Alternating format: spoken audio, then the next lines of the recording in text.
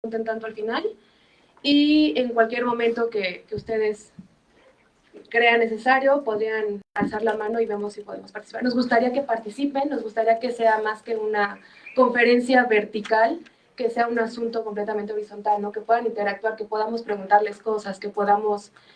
por aquí tengo a mis alumnos de segundo semestre, entonces me gustaría que también interactúen un poco, y si no, pues bueno, nos van a escuchar aquí hablar 2 horas seguidas. Vamos a comenzar con una introducción, una realidad sobre la vivienda social muy pequeña, impacto de la industria de la construcción, estrategias de bioclimática, cambio climático, y vamos a cerrar con materiales.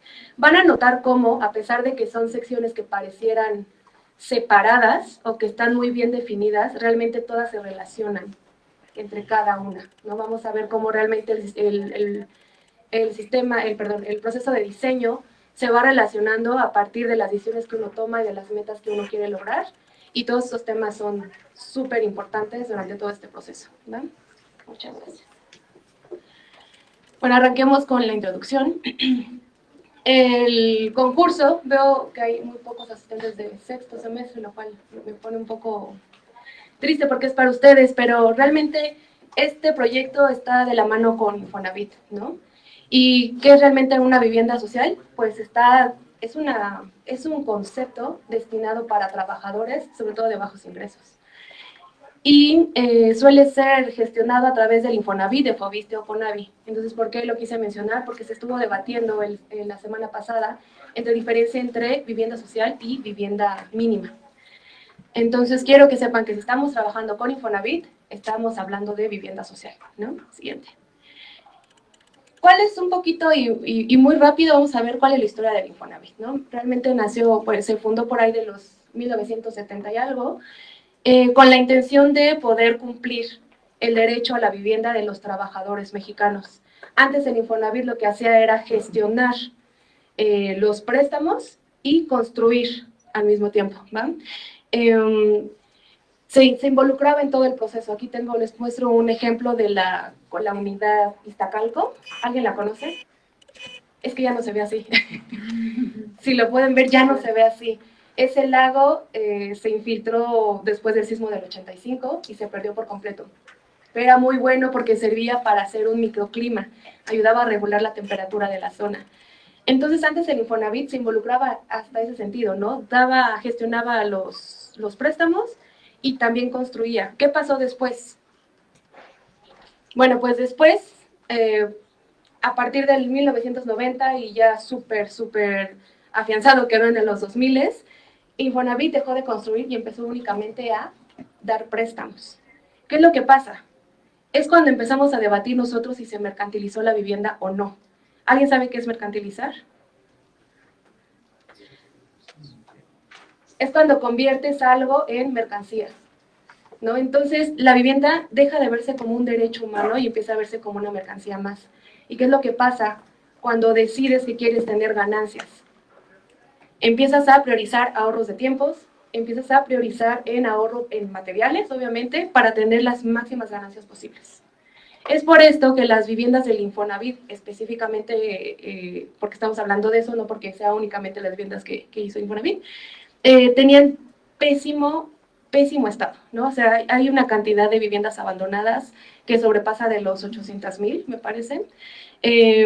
Estaban lejos de los centros de trabajo, tenían malos materiales, las familias tenían pésimas condiciones de confort, o sea, no había confort, y eso lo vemos que se replicaba un mismo diseño en una parcela gigantesca y nada más lo replicaban en la misma orientación. Más adelante van a ver esto porque es un problema, ¿no? Entonces, orientación misma para el sur, el mismo bloque de vivienda, para el norte, no importaba, solamente lo acomodaban como si fueran fichas de Lego, ¿no?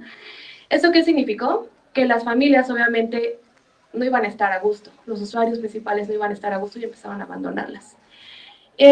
Posteriormente hubo como estos pequeños ejercicios, sí, gracias, estos pequeños ejercicios en los que se dijo, ok, hay que intentar hacer algo para mejorar nuestro sistema de vivienda, y generaron estos programas como el tipo programa Equipa tu Casa y el programa Vivienda Integral Infonavit.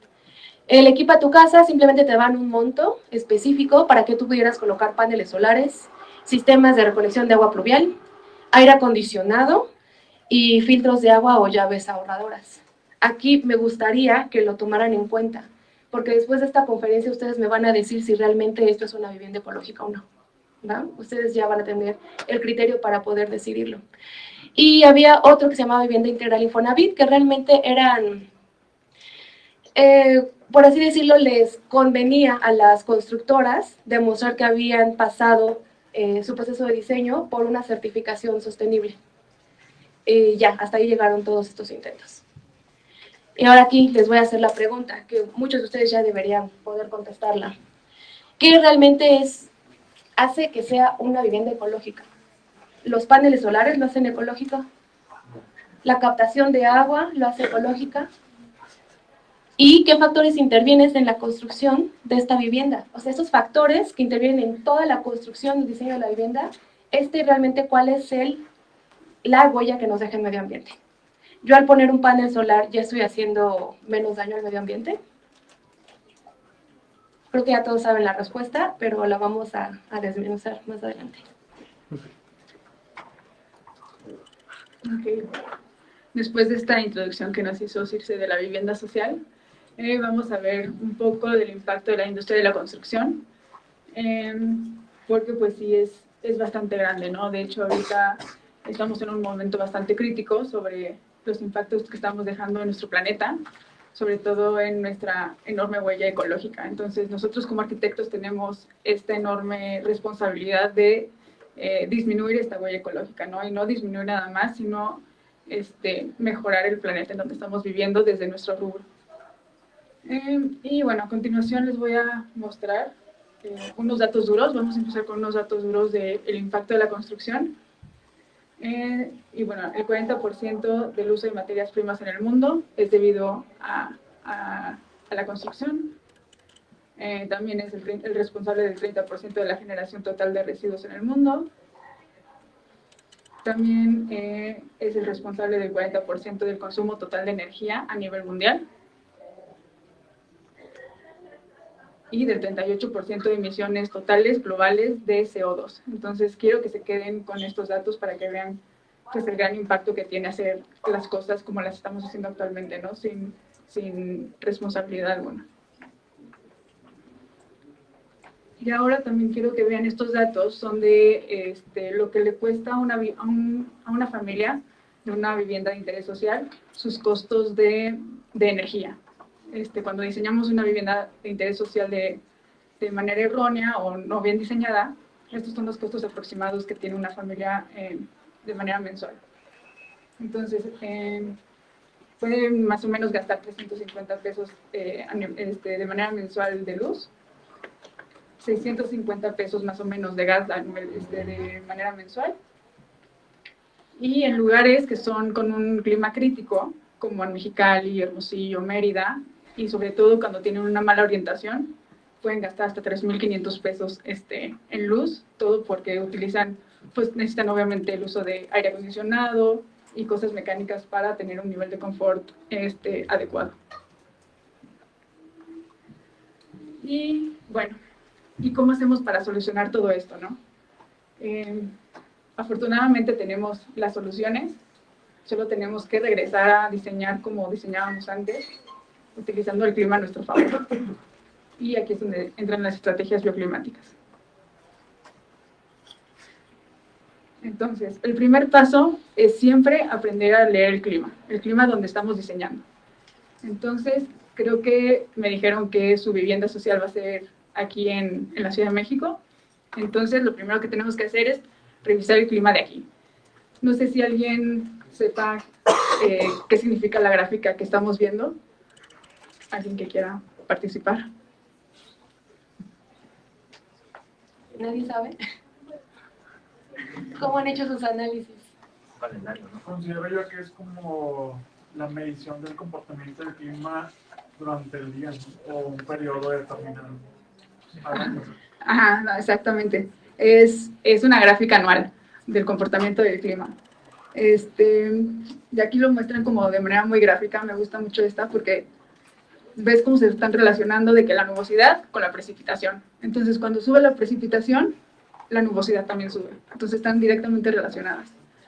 Y bueno, otra de las partes de la gráfica muestra también como el nivel de confort, dependiendo de la humedad, que es en donde dice seco y bochornoso. Entonces prácticamente la Ciudad de México es totalmente seca. Y la que es amarilla con roja es también niveles de confort de acuerdo a la temperatura exterior. Entonces la mayoría del año estamos a niveles cómodos, y si se fijan en primavera es cuando estamos caliente, ¿no? Antes de que empiece la temporada de lluvias. Y, ok, aquí tenemos diferentes gráficas, ahora sí cada una mostrando diferentes, ¿cómo se llaman? Elementos del clima, gracias. Y van a ver que cada una se relaciona directamente. Esto es súper importante porque estos elementos nos van a dirigir nuestro diseño. Entonces es lo primero que tienen que ver. Estos elementos lo muestran de manera anual. Entonces hay que ver cómo estamos cada año, porque si ven, cada año pues el calor va aumentando, ¿no? Entonces, lo que les quiero decir es que la temperatura, si se fijan, en primavera está cada vez más caliente, ¿no? Y está relacionado directamente con las lluvias. Entonces, cuando las lluvias, no sé si ven la gráfica de precipitación, empiezan a partir de junio, ¿tiene ahí? No hay de esto, ¿verdad? No tenemos apuntado, ¿verdad? Bueno, no importa. Empiezan más o menos en junio, terminan en octubre, pero está relacionado directamente con la nubosidad. Entonces, eso hace que a su vez la radiación, esta gráfica que está acá, baje. Entonces, la radiación solar es lo que hace que entre calor. Entonces, es cuando el clima, nuestra temperatura exterior baje. Entonces, todo esto está súper relacionado a cómo nosotros nos sentimos al interior de nuestros edificios por toda la radiación que le llega a los espacios. Entonces, eso es nuestra parte como arquitectos, saber cómo podemos diseñar para adaptarnos al clima. Y, bueno, también tenemos que aprender a leer el viento para utilizarlo a nuestro favor. Tenemos que aprender a leer la velocidad del viento para saber si, bueno, a qué velocidad viene, ¿no? Si viene a niveles normales o si viene muy, muy rápido, pues no nos va a favorecer mucho. Me está yendo la voz. Bueno, disculpa. Es que después de hablar mucho tiempo uno se raspa la garganta. Sí, ¿verdad? Listo. Esos ya son de la Ciudad de México, ¿no? Ajá, todas estas gráficas, esta información es de la Ciudad de México para que ustedes la utilicen. Y otra cosa importante es la dirección del viento. Entonces, esto nos va a ayudar a ubicar ventanas, patios, etcétera, para poder ayudar a climatizar nuestras viviendas. Entonces, todo esto nos va a dar una directriz para diseñar nuestras viviendas. Creo que a mí me gustaría ver si alguien podría animar a interpretar rápidamente cuáles serían como los principales problemas con ese tipo de clima. Sobre todo los de sexto, que son los que se van a enfrentar a este complejo diseño de vivienda social. ¿Cuál va a ser su primera desventaja o su principal desventaja?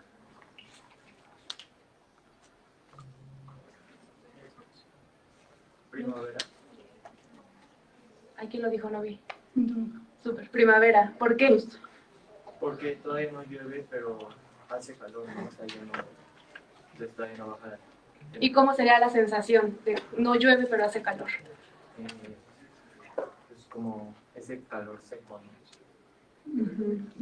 Justamente. Y justo aquí se ve, ¿no? Bueno, en la gráfica anterior que les mostré, donde se ve, le va a regresar un poquito.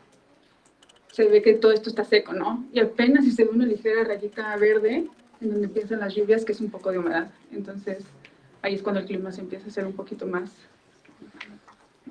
confortable a pesar de las lluvias. ¿Y en invierno cómo lo ven? ¿Va a ser confortable? ¿Va a tener problemas? ¿Van a andar tranquilamente con un suéter en sus casas o cómo lo ven?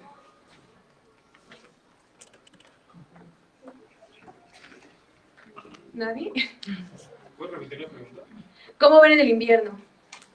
¿Cuáles van a ser nuestras desventajas? Va a ser mucho calor. ¿No? ¿En invierno? La lluvia. No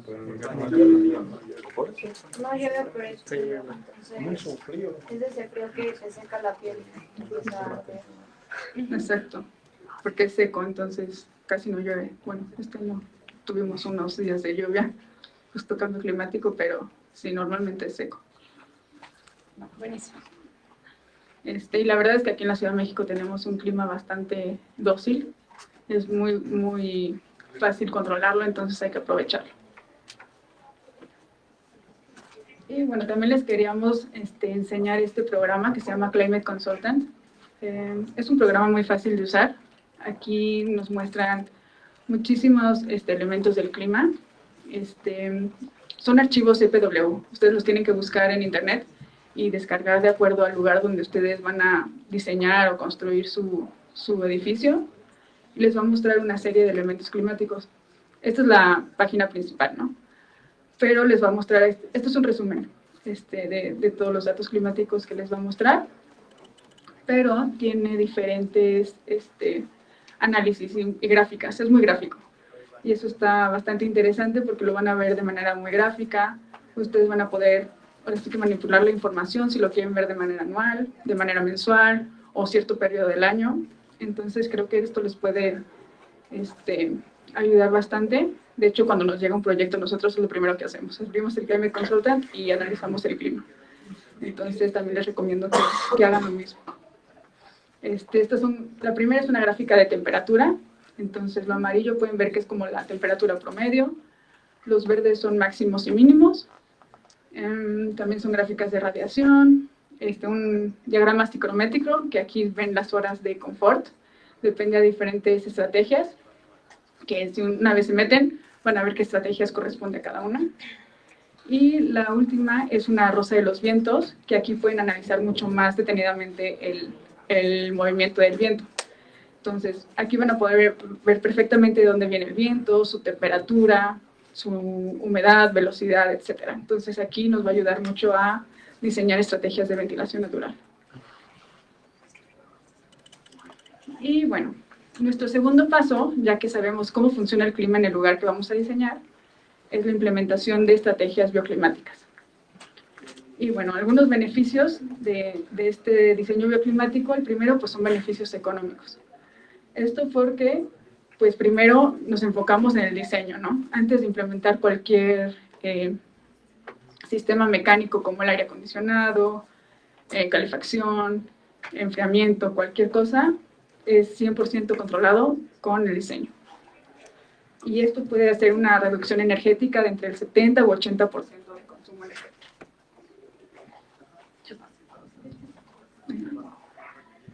Otro de los beneficios es el confort térmico como derecho humano, ¿no? Como les mencionaba Circe, las viviendas sociales tienden a ser diseñadas de manera de cajas, nada más para vender, para ser, ahora sí que, construidas en series y no les importa mucho, ahora sí que el confort de los usuarios. Entonces, si nosotros diseñamos de manera bioclimática estas viviendas, les vamos a otorgar a las personas este derecho humano que tenemos de tener un hogar confortable.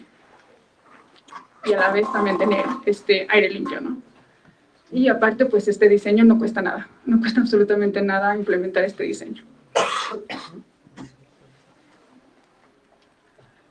Esta imagen de eficiencia energética nos gusta muchísimo a los que nos dedicamos a esto. No sé si alguno de ustedes la haya visto en las clases de Circe, pero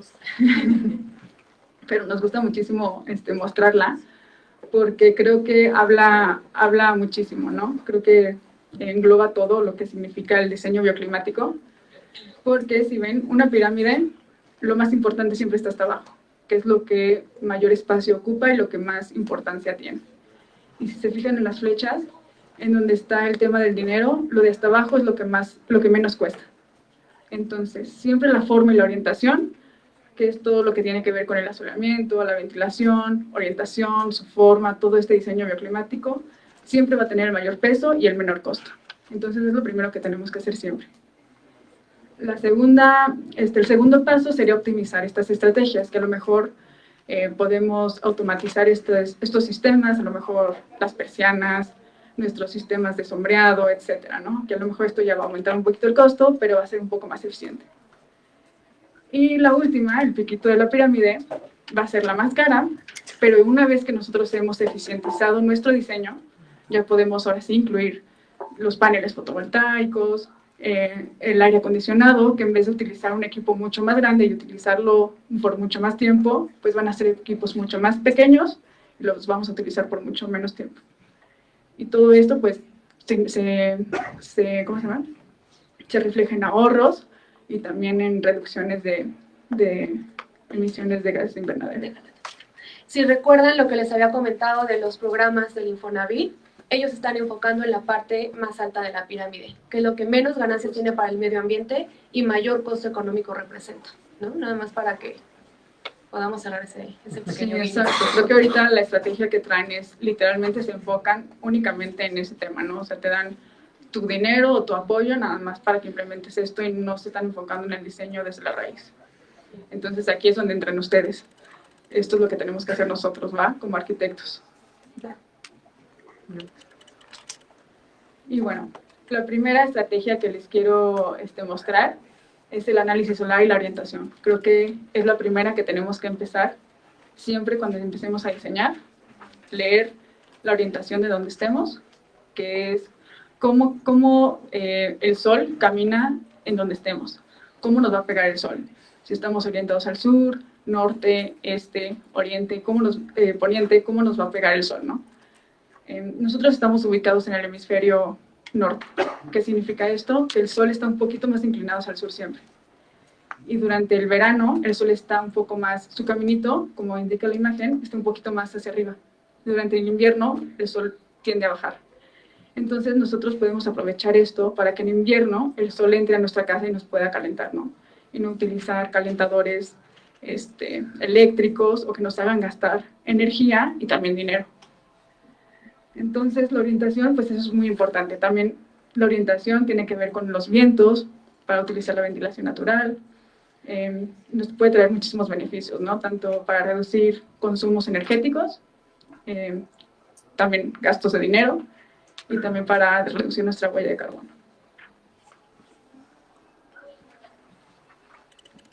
¿Alguien me puede decir qué es lo que ven aquí en la imagen de la izquierda? Solo es como la... perdón, No, está bien, dale. que solo es una masificación, como justo lo que hablaron en la plática, sin ningún tipo de diseño, solo son casas ahí por poner, y justo en la de la derecha ya un poco más de control y diseño. Sí, exactamente, justo. Entonces, la imagen de la izquierda es la típica vivienda social tradicional que estamos acostumbrados a ver, ¿no? Diseñados así de forma masiva, sin ninguna intención de diseño, que sea fácil de construir, rápida, que le dé más ganancias al constructor y no le importa mucho al usuario, y es lo que tenemos que evitar. Y en cambio en la otra imagen ya tiene toda una intención de diseño, ¿no? Aquí deja correr el aire, deja que la ventilación y la iluminación natural entren, y cualquier orientación en donde se encuentren estas viviendas o estos bloques puedan tener todos estos beneficios. Sí, vemos también aquí la importancia de modular nuestros proyectos, ¿no? Porque realmente aquí el módulo fue el que permitió que se pudiera adaptar, si hay viviendas en el norte, en el sur, en el este, no, bueno, en el oeste, a partir del control del módulo se pudo controlar cuáles serían las incidencias y cuáles serían las ganancias térmicas y demás. Entonces el módulo siempre va a ser nuestro mejor amigo como arquitectos. Sí, no porque sean viviendas de interés social quiere decir que nuestra imaginación se va a limitar, ¿no? Al contrario, se tiene que multiplicar porque siempre hay soluciones para todo, entonces hay que aprovechar esto. En la imagen del sembrado de la, ¿qué es ustedes? Ustedes son izquierda. De la izquierda, ¿cuál es el módulo? ¿Lo pueden percibir?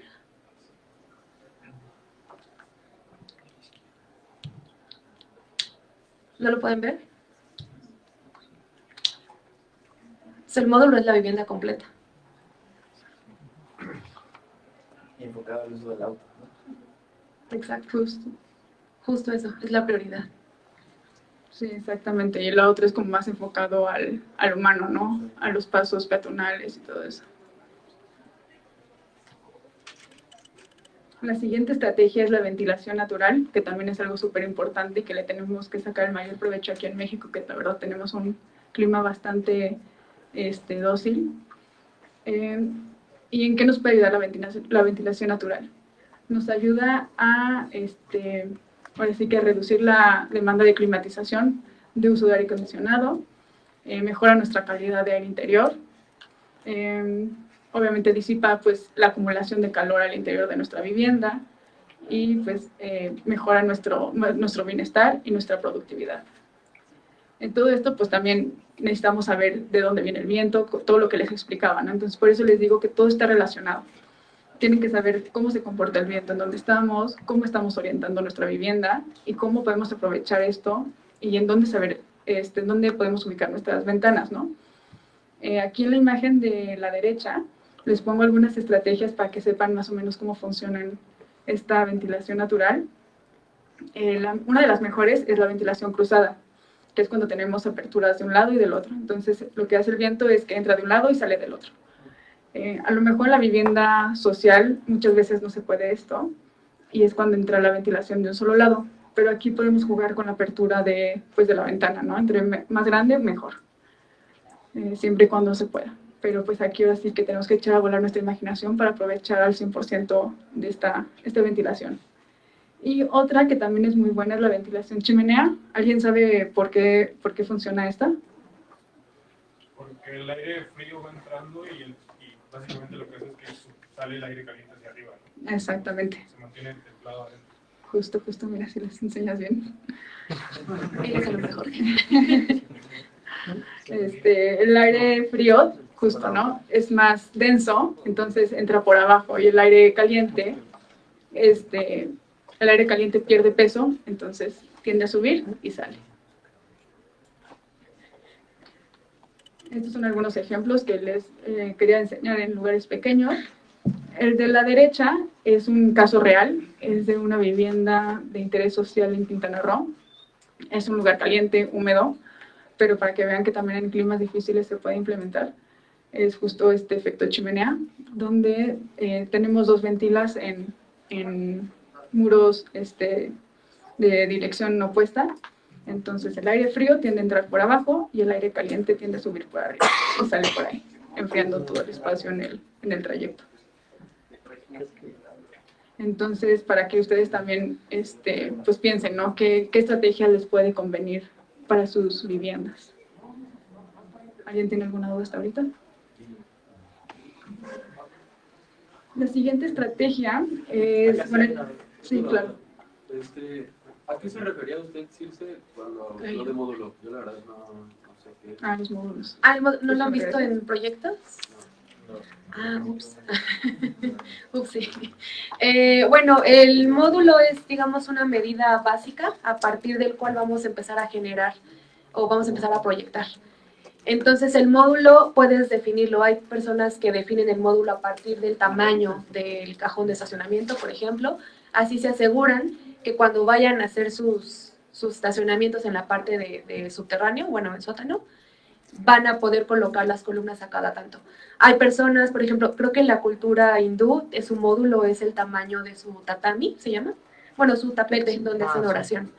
Entonces, todas sus casas lo modulan a partir de esa medida. Entonces, el módulo es una medida básica que ustedes como arquitectos van a empezar a experimentar. Lo más básico que se puede hacer al principio cuando uno empieza a diseñar es usar el módulo de 1 metro, ¿no? Y entonces agarras el módulo de 1 metro y ya con la experiencia vas viendo que ese módulo no es tan eficiente. Entonces, imagínate que tienes 1 metro por 1 metro, tu cuadrado, y ese es tu módulo. Y a partir de eso empiezas a proyectar. Sí, con la experiencia vas a lo mejor guiándote con la estructura que existe, con las medidas que ya están estandarizadas. Normalmente así suelen hacerse los módulos, pero ahora sí que nuestra imaginación nos puede ayudar mucho. Gracias. Estamos en el sombreado. Y bueno, las estrategias de sombreado, ya cuando tenemos todo esto analizado, muchas veces el sol pues también puede ser nuestro peor enemigo, ¿no? Unas veces nos puede ayudar mucho, pero otras veces también lo tenemos que controlar. Lo tenemos que controlar porque pues su radiación puede ser bastante y puede llegar a sobrecalentar los espacios. Entonces aquí es donde entran las estrategias de sombreado, que son todos los aleros, las celosías que pueden ser un elemento bastante interesante, que también nos puede ayudar a controlar el sol, y también hasta nos pueden ayudar a hacer elementos de ventilación natural. Entonces, pues elementos de estrategias tienen muchísimos que pueden utilizar.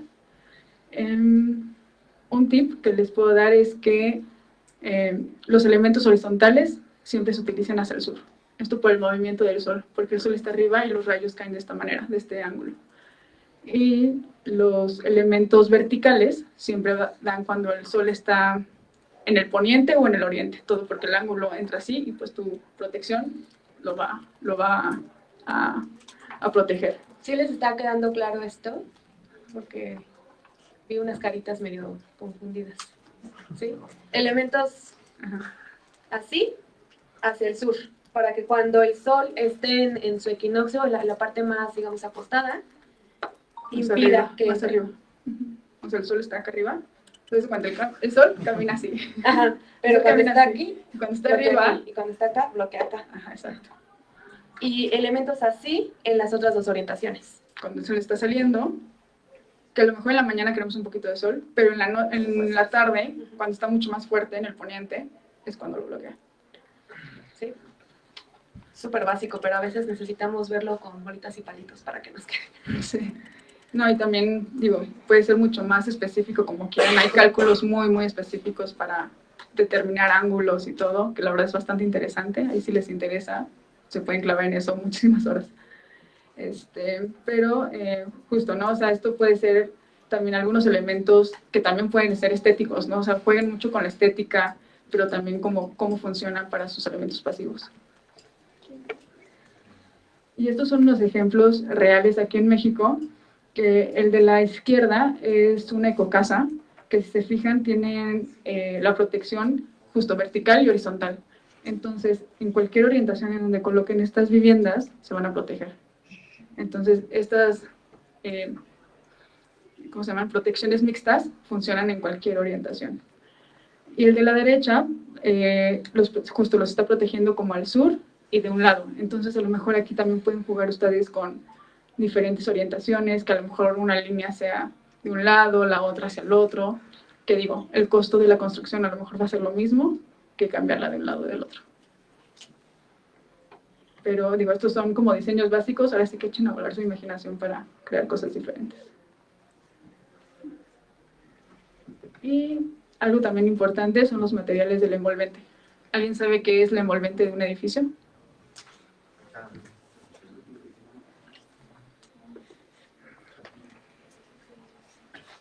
Voy a empezar a presionar. Más fuerte, no escuchamos. Todos los componentes que lo rodean y lo cubren. Como por ejemplo un árbol, ¿es un envolvente? No, o sea, pero del mismo edificio, o sea, por ejemplo, de la misma forma, toda la materialidad que pues, rodea o cubre a... O sea, como cuáles elementos. La fachada, ¿no? No, por ejemplo, pues Sí, pues sí, la fachada, o sea, Ya, pues Martín... Como los muros, las losas, los techos. Justo. O sea, muros, ventanas, justo la losa, suelos, ajá. Exacto, su envolvente literal es lo que envuelve, ¿no? Bien lo mencionaron. Y pues la importancia de este envolvente es lo que nos protege del ambiente exterior con el ambiente interior. Entonces, por eso es muy importante determinar su material, porque, digo, a lo mejor aquí está un poquito más avanzado, pero los materiales tienen propiedades térmicas. Y estas propiedades térmicas nos va a determinar qué tanta energía va a entrar hacia nuestro edificio, o también qué tanta energía va a salir, porque nosotros también pues generamos energía, ¿no? Los focos generan energía, los equipamientos eléctricos generan energía, todo, ¿no? Entonces, estos materiales tienen esta propiedad que permite el paso de la energía hacia afuera o hacia adentro. Y aquí en México lo importante, en la mayoría de los lugares, es pues mantener esta radiación solar fuera. Entonces, aquí tenemos que evaluar qué propiedades tienen nuestros materiales, si los que utilizamos son los adecuados. También pues evaluar cuáles son los que tenemos de manera local, ¿no? Para no generar tampoco mucha huella de carbono. Aprovecharlos y saber también, la orientación es algo muy importante, porque a lo mejor, justo, ¿no? Lo que les comentaba de la orientación poniente, aquí nos pega muchísimo el sol. Eso a lo mejor no nos cuesta mucho más poner una capita de aislamiento que protege este espacio y toda la demás casa la dejamos igual, ¿no? Entonces, el beneficio va a ser mucho mayor que el pequeño costo que le pusimos a este murito. Aquí en la imagen que ven de la casa de colores con cuadros, son las temperaturas exteriores de las superficies. Entonces, si ven, la parte más naranja oscuro, es la losa, es la parte más caliente. Siempre va a ser la parte más caliente porque le cae la radiación solar directo. Entonces, las losas aquí en México normalmente son totalmente horizontales y les cae la radiación de lleno. Entonces, aquí siempre debemos de proteger con algo de aislamiento o un material que no permita que pase la radiación solar, porque eso hace que las casas de vivienda social, sobre todo porque son pequeñas, se hagan muy, muy calientes. Y mismo comportamiento, ¿no? Me parece que para el concurso no van a ser viviendas aisladas, sino va a ser un edificio de departamentos. Entonces, si estamos viendo que la parte superior, el nivel superior va a ser el que tenga mayores ganancias térmicas, no significa que va a ser igual al que va a estar en la parte baja, ¿no? En la planta baja. Entonces, aquí es donde entra su creatividad. ¿Cómo van a hacer para que puedan mantener costos, diseño y lo que quieran, pero que el departamento de hasta arriba tenga una tipología diferente, porque va a ser el más caliente, y el de hasta abajo va a ser el más frío? Entonces también esto es bien importante que lo empiecen a considerar ya. Ahorita que mencionas que van a ser edificios, justo, ¿no? Sí, pongan a pensarse eso, que justo el de arriba siempre va a ser el más caliente por la radiación solar, siempre. Los de en medio van a ser los más protegidos, los de abajo tienden a ser los más fríos, porque casi no les llega la radiación solar. Y aquí también la ventilación natural va a jugar un papel importante. Aquí no la puse porque no sabía que iba a ser un edificio, pero investiguen la ventilación de chimenea y la stack, bueno, se llama stack ventilation en inglés. Investíguenla porque eso les puede funcionar bastante bien. Y bueno, aquí también les queremos mostrar materiales locales. No tienen ningún tipo de recubrimiento y la verdad es que se ven bastante bien. O sea, no tiene que ser un diseño feo ni mucho menos, pero que están súper bien solucionados en cuanto a material, celosías, estrategias de sombreado. Entonces, para que vean que algo sencillo puede ser algo bastante estético. Es como la chimenea réplica, ¿no? ¿Alguien tiene alguna duda hasta ahorita? No.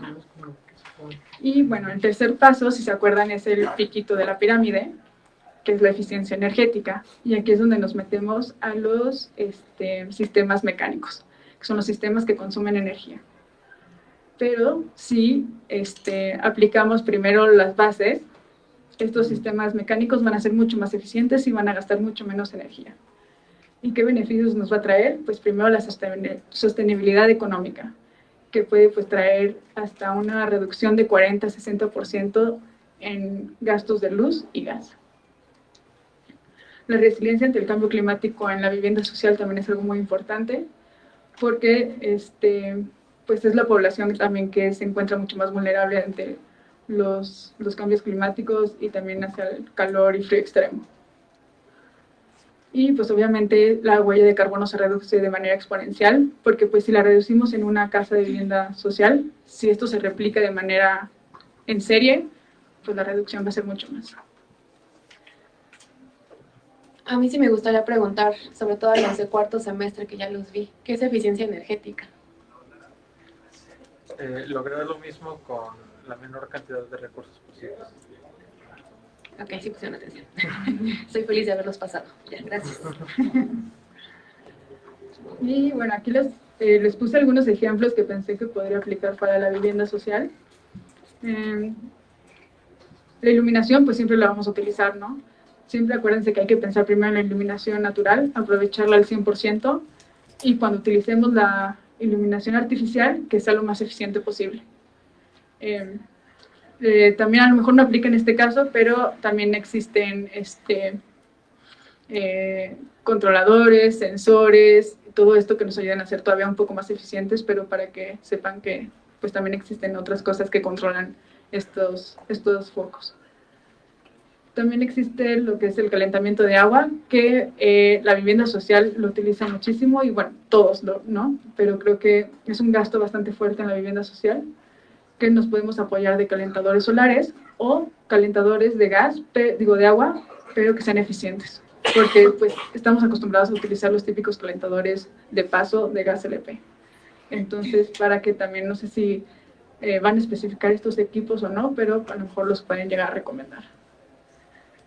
Y también el equipamiento, pues tiene que ser muy eficiente, ¿no? Y sobre todo los refrigeradores, porque siempre vamos a necesitar un refrigerador en nuestras casas. El refrigerador pues trabaja 24/7, ¿no? Entonces también hay que fijarnos siempre en la eficiencia de los equipos y no especificar uno porque a lo mejor se nos hizo bonito, que sí son bonitos, pero hay que fijarnos primero en la eficiencia. Aquí vamos a terminar la primera sección de la exposición. Ya sabemos que ya llevamos un buen rato hablando y que el cuerpo ya les pide movimiento. Entonces me gustaría que pudieran hacer sus preguntas, sobre todo los de sexto, que despejen dudas en este momento sobre lo que acabamos de ver. Para que se estiren, descansen. Si no, nos seguimos. ¿Cuál sería una buena estrategia para que el piso de arriba no sea tan caliente? ¿Para que el qué, perdón? O sea, que el último piso no sea tan caliente. Aquí, ¿qué se les ocurriría? O sea, ¿qué protegerías para que no se calentara el último techo? El que preguntó eso es mi equipo. Ajá. Y, o sea, nosotros la propuesta son losas verdes. Entonces tenemos Es como una el buena perfil estrategia. y tenemos gravilla en el centro, en la parte como peatonal o habitable. Y luego jardineras en el perímetro que uno facilitan como la vista hacia las colindancias, que no sean como Claro. por si llegan a crecer los edificios, tener como las jardineras como ese borde y también la parte de captación fluvial y pues también la idea es que, o sea, bueno, creo que no lo habíamos pensado como tal, pero ahora que lo mencionan me imagino que eso también podría ayudar, ¿no? Como en la parte de la ciudad. Sí, más bien la pregunta era si eso podría ayudar. Sí. Sí, la verdad es que sí, funciona bastante bien como aislante. Sobre todo, fíjense en la capa que van a poner, en la capa vegetal. Entre más sea más ancha, pues más aislante tiene, más protege pues ahora sí que el piso, ¿no? El departamento. Otra cosa, fíjense en la gravilla que van a poner. Esto no lo pusimos, pero algo importante también es la protección de la isla de calor, del efecto isla de calor. Todos los pavimentos, entre más oscuros, más calor van a captar. Entonces, por eso aquí en la Ciudad de México, cuando hace calor, como hoy, y aunque sea invierno, se va a sentir súper caliente por el pavimento, por todos los, ¿cómo se llama? Todos estos acabados oscuros. Entonces, entre más blancos, mejor. O digo, aunque a lo mejor van a ser un poco reflectivos a la vista, pero van a reflejar justamente este calor y no lo va a absorber. Y justo también las áreas verdes pues son lo que mejor funciona, siempre las áreas verdes es lo que más funciona y pues entre más claro, mejor. Yo lo que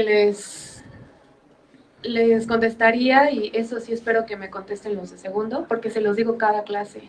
¿Cuáles serían las 3 formas de transferencia de calor para nuestros edificios? Convección, conducción y radiación. ¿No te escuché? Convección, conducción y radiación. Exacto. Así es. Entonces, estás cubriendo con tu azotea verde, estás cubriendo ganancias por radiación. Entonces, ahora, ¿qué podríamos hacer? Y se los mencionó la arquitecta, ¿no? Hacer un análisis de vientos para ver cómo podríamos usar esos vientos a favor, para que por convección logremos refrescar los niveles superiores. Y por conducción, pues bueno, ahorita no sería un gran problema para ustedes. ¿Sí? Entonces, siempre acuérdense de esas 3 para que puedan a partir de eso presentar estrategias y dar soluciones. ¿Otra pregunta? Si no, yo les hago preguntas. Aquí tengo varias preguntas. Otra estrategia aparte de los techos verdes que se les ocurra. Si tenemos que cubrir por radiación, ¿qué se les podría ocurrir? Bueno, yo tengo duda en el caso contrario. ¿Cómo sería para que no sea tan frío? El último nivel. No sea tan frío. Y, bueno, eso sería como... Perdón. Sería como lo contrario. Les voy a dar Sí, el sí. micrófono para Sí, sí. que Ah, nuestra mejor. audiencia Lo escuchen también también. lo escuche. Perfecto. Así que no me traigan el micrófono. Bueno, mi duda sería como el lado opuesto, o sea, ¿cómo sería para el primer piso? Para que no sea tan frío. O sea, bueno, ajá. Tipo, en este caso, ¿qué necesitarías? Bueno, esa es como mi duda. Atraer el sol, ¿no? O sea, Ajá, necesitarías justo. calor.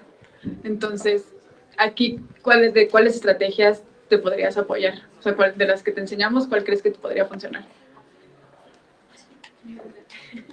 A lo mejor es que estoy pensando en cómo podrían, a lo mejor aquí te podrías apoyar de cómo pensar, o sea, pensar cómo vas a sembrar tus edificios, porque pues sí es algo bastante retador, justo, ¿no? Que no estén tan fríos los de abajo, son los espacios más difíciles, porque entre más cerca estén los edificios, pues más difícil va a ser que entre el sol, ¿no? Entonces a lo mejor aquí puedes pensar qué tan separados o qué tan cerca vas a querer tus edificios, y también la ubicación de las ventanas va a ser muy estratégica, ¿no? Entonces, a lo mejor va a ser un poco complicado, pero en lo más que se pueda, colocar las ventanas que les entre un poco el sol, que sería lo más fácil, de manera pasiva, obviamente. ¿Algo que te ocurra? Perdón, antes de continuar acá, tenemos una pregunta en nuestro auditorio de la página oficial de la universidad y dice, ¿la vivienda en un entorno urbano puede estar aislada de los servicios de la ciudad? No debería. ¿Qué pregunta de tesis es esa? Está muy buena. ¿Puede estar aislada de los servicios de la ciudad? No debería. Ay, es que sí es controversial. No debería. A ver, cuéntame por qué no debería. Yo opino que sí puede. O sea, no sé, sí podría, siempre y cuando esté conectada. O sea, tenga buena conexión. Si no, no sirve de nada. O sea, no tiene nada de social si estás alejada de cualquier servicio, porque pues vas a hacer que la gente siga gastando en transporte y en los servicios básicos. Perdón, es que creo que la pregunta va dirigida justo dentro del entorno social, pues estamos con temas de movilidad y servicios externos. Yo creo que la pregunta va a, ¿puede estar aislada de agua, luz, drenaje, ¿no? Ser una casa completamente aislada en esos temas, ¿no? Que sería, que sería ideal. A ver, sí podría intentarlo, pero yo lo veo muy complicado, sobre todo en un clima como el que tenemos en Ciudad de México, porque no tenemos, por ejemplo, para poder suministrar agua potable, pluvial, no llueve todos los meses, entonces deberíamos mantener o diseñar una cisterna demasiado grande para poder mantener el agua de demasiados meses de lluvia. Y en cuanto a paneles solares y demás, no, porque la CFC no nos deja. En una utopía estaría increíble sí tener la capacidad de poder captar toda el agua de lluvia de un año de manera natural, ¿no? A lo mejor no una cisterna de concreto, la típica cisterna que conocemos, pero sí hay sistemas naturales de captación de agua. Existen lagos naturales, bueno, creados por el hombre obviamente, pero que se van manteniendo de manera natural y se va reutilizando, reciclando todo el agua. Si no existiera CFE y todos los controles que existen ahorita, pues obviamente también no existen las baterías suficientemente grandes como para estar almacenando toda esta energía que se está generando en los paneles solares. Y entonces ahí sí valdría la pena utilizar paneles solares, porque si solo los utilizamos para vivienda por vivienda, no le sacamos el provecho al 100%. Entonces, la aplicación de estos mecanismos solares o eólicos o como le quieran llamar, siempre van a funcionar siempre que sean a nivel comunitario. Así es cuando más se aprovecha. Sí, creo que eso es una muy buena respuesta a nivel comunitario, porque si estamos hablando de una sola unidad de vivienda, también estamos ya enfrentándonos a temas económicos y de posibilidades, ¿no? Entonces, hay una desigualdad muy grande en nuestra sociedad como para poder asumir que una persona de nivel económico medio o bajo pueda pagar para tener una cisterna de ese tamaño o hacer humedales para... Así, sí, estamos hablando de una utopía muy maravillosa, pero que sí se ve muy complicada. Pero también, o sea, dejando de lado el agua, pero también los desechos, ¿no? Claro. O sea, ¿qué harías con los desechos? Porque hacer una cosa se tarde, la termina llegando. Lo que hacen ¿han visto lo que hacen en Singapur con los desechos? Investiguen lo que hacen con Singapur, no tienen basura. O sea, lo que hacen, porque ni siquiera tienen espacio, ¿no? Para almacenar la basura que generan. Entonces hacen, híjole, les mentiría, pero no me acuerdo bien cuál es el proceso, porque no quiere decir que la queman, pero la hacen energía. O sea, sí la hacen energía, es biobasura, por así decirlo, pero toda la vuelven a generar a ser basura. No sé si el proceso sea el más limpio de todos, pero sí reutilizan esa energía. Y se pasa por un proceso de quemado, ¿no? Para que el Ajá. gas es el que genera la energía. Exacto. Biocombustible. Sí, biocombustible, exactamente, esa es la palabra que quería. ¿Alguien más tiene alguna pregunta? Bueno, ahorita que mencionaron lo del de Stack Ventilation, bueno, ahorita como que lo busco ahorita rápido Manuel, pero nada más como que lo mostraba en un esquema como de una casa. ¿Cómo funcionaría en un edificio? Porque pues, o sea, son más niveles y es que la casa, o sea, es más sencillo porque pues tienes el mismo techo, ¿no? Entonces, ¿cómo funcionaría más para...? En el Stack Ventilation, bueno, hice mi tesis en eso, entonces como funciona es, bueno, como lo implementamos fue tienes un patio en el edificio, entonces este patio va a crear cierta presión en el aire que va a hacer que este aire fluya hasta abajo, entonces todo se va a ventilar, entonces las ventanas se van abriendo, la de abajo tiene que ser más pequeña que la de arriba, entonces van aumentando un poco el tamaño de las ventanas cuando van subiendo los niveles. Entonces esto va creando como un sifón. Entonces esto va jalando el aire poco a poco. Entonces como abajo ya está suficientemente frío, no necesitas tanta ventilación y va a entrar la necesaria. Y así en cada nivel. Entonces como el de arriba va a estar un poco más caliente, va a entrar mucho más. Y como tienes el aire pues más directo, va a entrar mucho más, pero no con tanta velocidad. Entonces así todos se van distribuyendo de manera equitativa. Yo una vez creo que vi como un sistema igual de ventilación en el que calentaban una chimenea, por así decirlo.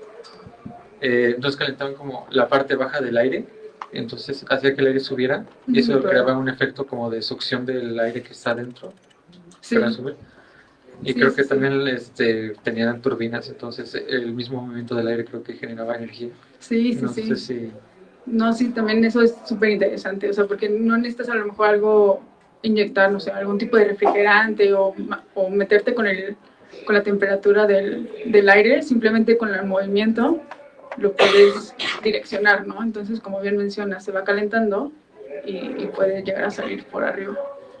Y también otra forma, ¿te acuerdas de la geotermia que nos enseñó Alex? También puedes ser... con la temperatura de la tierra, también el aire puede entrar, agarra la temperatura de la tierra que suele estar fría, entra, y ya entrando a tu vivienda se va agarrando temperatura y ya cuando está más caliente pues sale. Sí, ese proceso lo vimos el semestre pasado, de cómo se hace este gobierno. Eso que mencionas sobre el tipo, son como tuberías que ahora hoy en día se maneja por conductos de mangueras, las cuales hacen procesos de un llenado de tinaco. O sea, me ha tocado ver que en edificios hacen, por decir, un conducto, el cual pasa por todos los laterales de los edificios y hace que baje a las losas, porque las losas son de las que es lámina, ¿cómo se dice? Del comprimido, y ahora sí que el concreto. Entonces ahí cuando tú pones el porcelanato, el mármol o lo que pongas, hace que tenga una temperatura la cual se va regenerando. ¿Por qué? Porque va por conductos y hace que se vaya no gastando, pero sino que vaya generando propio, ¿me entiendes? No sé si me explico. Va tomando como la temperatura. Exactamente, como que es un ciclo, sube, baja, entonces la temperatura del suelo, de la losa, hace que se mantenga en un estado pues templado. Templado, claro. Entonces es lo que he visto yo hoy en día en obra, entonces pues sí. Sí, hay muchísimas estrategias, de verdad. Ahorita en día creo que la innovación está muy interesante, entonces hay muchísimas soluciones que podemos implementar. Así que si no las queremos implementar es porque no queremos. ¿Alguien más? ¿O continuamos? Acá se el micrófono.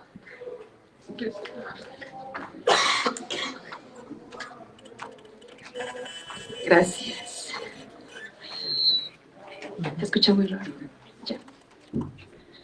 Bueno, ahora vamos a continuar con el tema. Si me paro, ¿se escucha igual?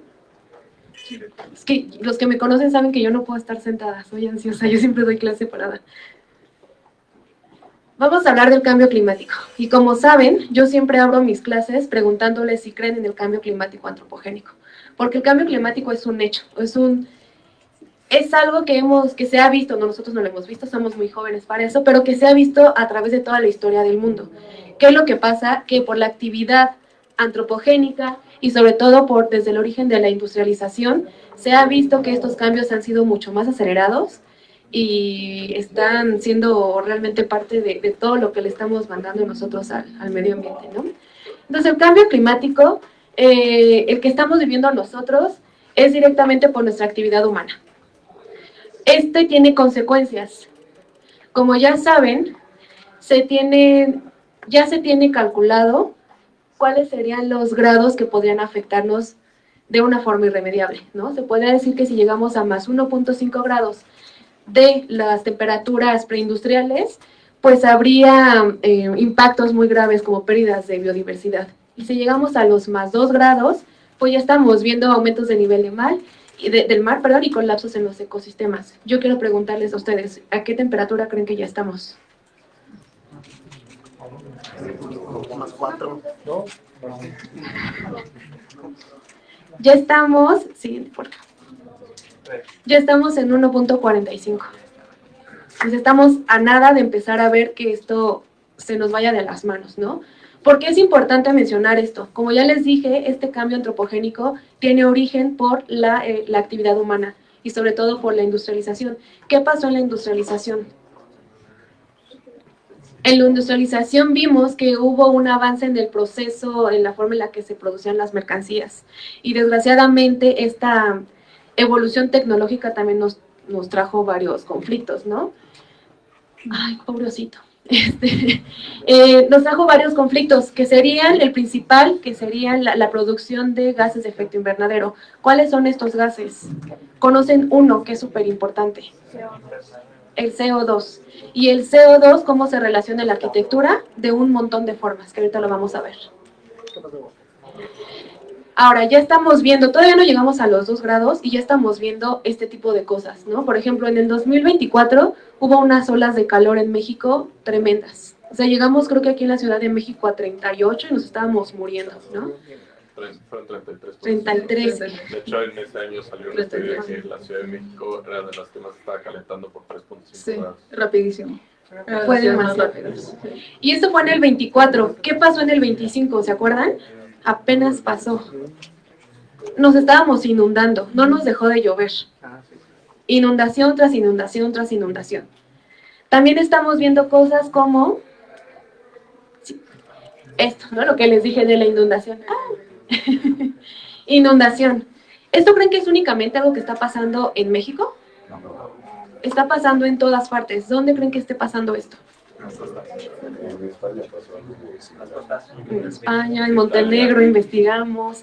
Realmente si ya tenían un tipo de clima, se está haciendo mucho más extremo, ¿no? Si hacía frío antes, ahora hace mucho más frío. Si estaba lloviendo, ahora llueve más. Si hacía calor, ahora hace muchísimo más calor. Estamos viendo también esto, ¿no? Las tormentas de nieve. Acabo de ver ayer una noticia de que casi está terminándose febrero y llegó una tormenta de nieve en Nueva York y ya están otra vez ahí llenos de nieve, ¿no? O sea, están hasta acá. Mientras tanto, también están aumentando los índices de sequías. O sea, ¿qué está pasando realmente? ¿Quién me puede explicar por qué en unos lugares se inunda, por qué en otros lugares se llena de nieve, por qué en otros lugares se están quedando sin agua? Pues porque se pierde el equilibrio en general, pues, en todos lados. Exacto, es lo que vimos, ¿no? Al llegar al 1.4 ya hay pérdida de biodiversidad y cambios en los ecosistemas. Y aquí nos regimos por un gran ciclo que es el que mantiene en equilibrio nuestro planeta, que es el ciclo hidrológico. Y lo estamos alterando por este aumento de temperatura. Es como cuando nosotros nos enfermamos y nos da calentura, es exactamente lo mismo. O sea, sí que el planeta está tratando de sobrevivir a todos los desequilibrios que le hemos estado causando. Sí, exacto. Uno se enferma del estómago y también ya le dio temperatura, ya se enfermó de la garganta, ya le duele todo, ¿no? O sea, es lo que le está pasando a nuestro planeta. También estamos viendo que los huracanes están siendo mucho más, están evolucionando de forma mucho más veloz y están siendo de mayores magnitudes, ¿no? ¿Qué está pasando con Acapulco? O sea, Acapulco cada año le va peor, desgraciadamente. Entonces estamos viendo este desequilibrio en el ciclo hidrológico del agua, ¿no? Bueno, ya dije un pleonasmo, perdón. Ahora sí, vamos a lo que dicen las investigaciones. Se estima que para el 2050 casi 1.6 millones de habitantes van a estar expuestos a temperaturas altas. Es demasiado. ¿Saben cuántos habitantes hay en la Ciudad de México? 17. 20 millones. ¿Y en Iztapalapa? Como 8. Como 7. No sé. 6,5. Más o menos. Pero estos son 1,000 millones. O sea, imagínense la cantidad de personas que ya somos en la Ciudad de México. Ahora hay que multiplicarlo para que sean estos 1,000 millones. O sea, ¿a qué exponencia es eso? Es demasiada gente la que va a estar expuesta a temperaturas altas y más de 800 millones van a estar vulnerables al aumento del nivel del mar. Vulnerables, esta es la palabra clave para poder entender todo lo que sigue. Ay, se ve fatal la imagen, una disculpa. Pero como ya les comenté, esto del cambio climático no es único, no es la primera vez que pasa y no es la última vez que va a pasar, ¿no? Es parte del ciclo de la vida de nuestro planeta. Pero ¿qué pasaba antes? Estas, ¿se acuerdan cómo se llaman? Ah, bueno, ahí dice. Son las épocas glaciares, ¿no? Ustedes lo conocen súper bien porque hubo una película de la era de hielo. La conocen súper bien qué es lo que pasa en una época glaciar. Pero ¿qué pasaba realmente? Pues se extinguían animales, evolucionaban, se movían, ¿no? Migraban. Entonces, ¿cuál era la implicación de que hubiera esos cambios climáticos? Una renovación, ¿no? Una renovación, nuevas especies, evolución y demás. ¿Qué pasa ahorita? Lo adelantamos, tal cual. No, pero ¿qué pasa ahorita? ¿Qué vamos a hacer ahorita? Si algo pasa, si México se inunda de la nada, podemos movernos de un lado al otro, y lo que les he preguntado, ¿no? Ustedes pueden decir como si nada de, ay, señor Trump, permiso, se está inundando mi país, ¿me voy a mudar para acá? No se puede. Y es aquí donde volvemos a repetir lo de vulnerabilidad.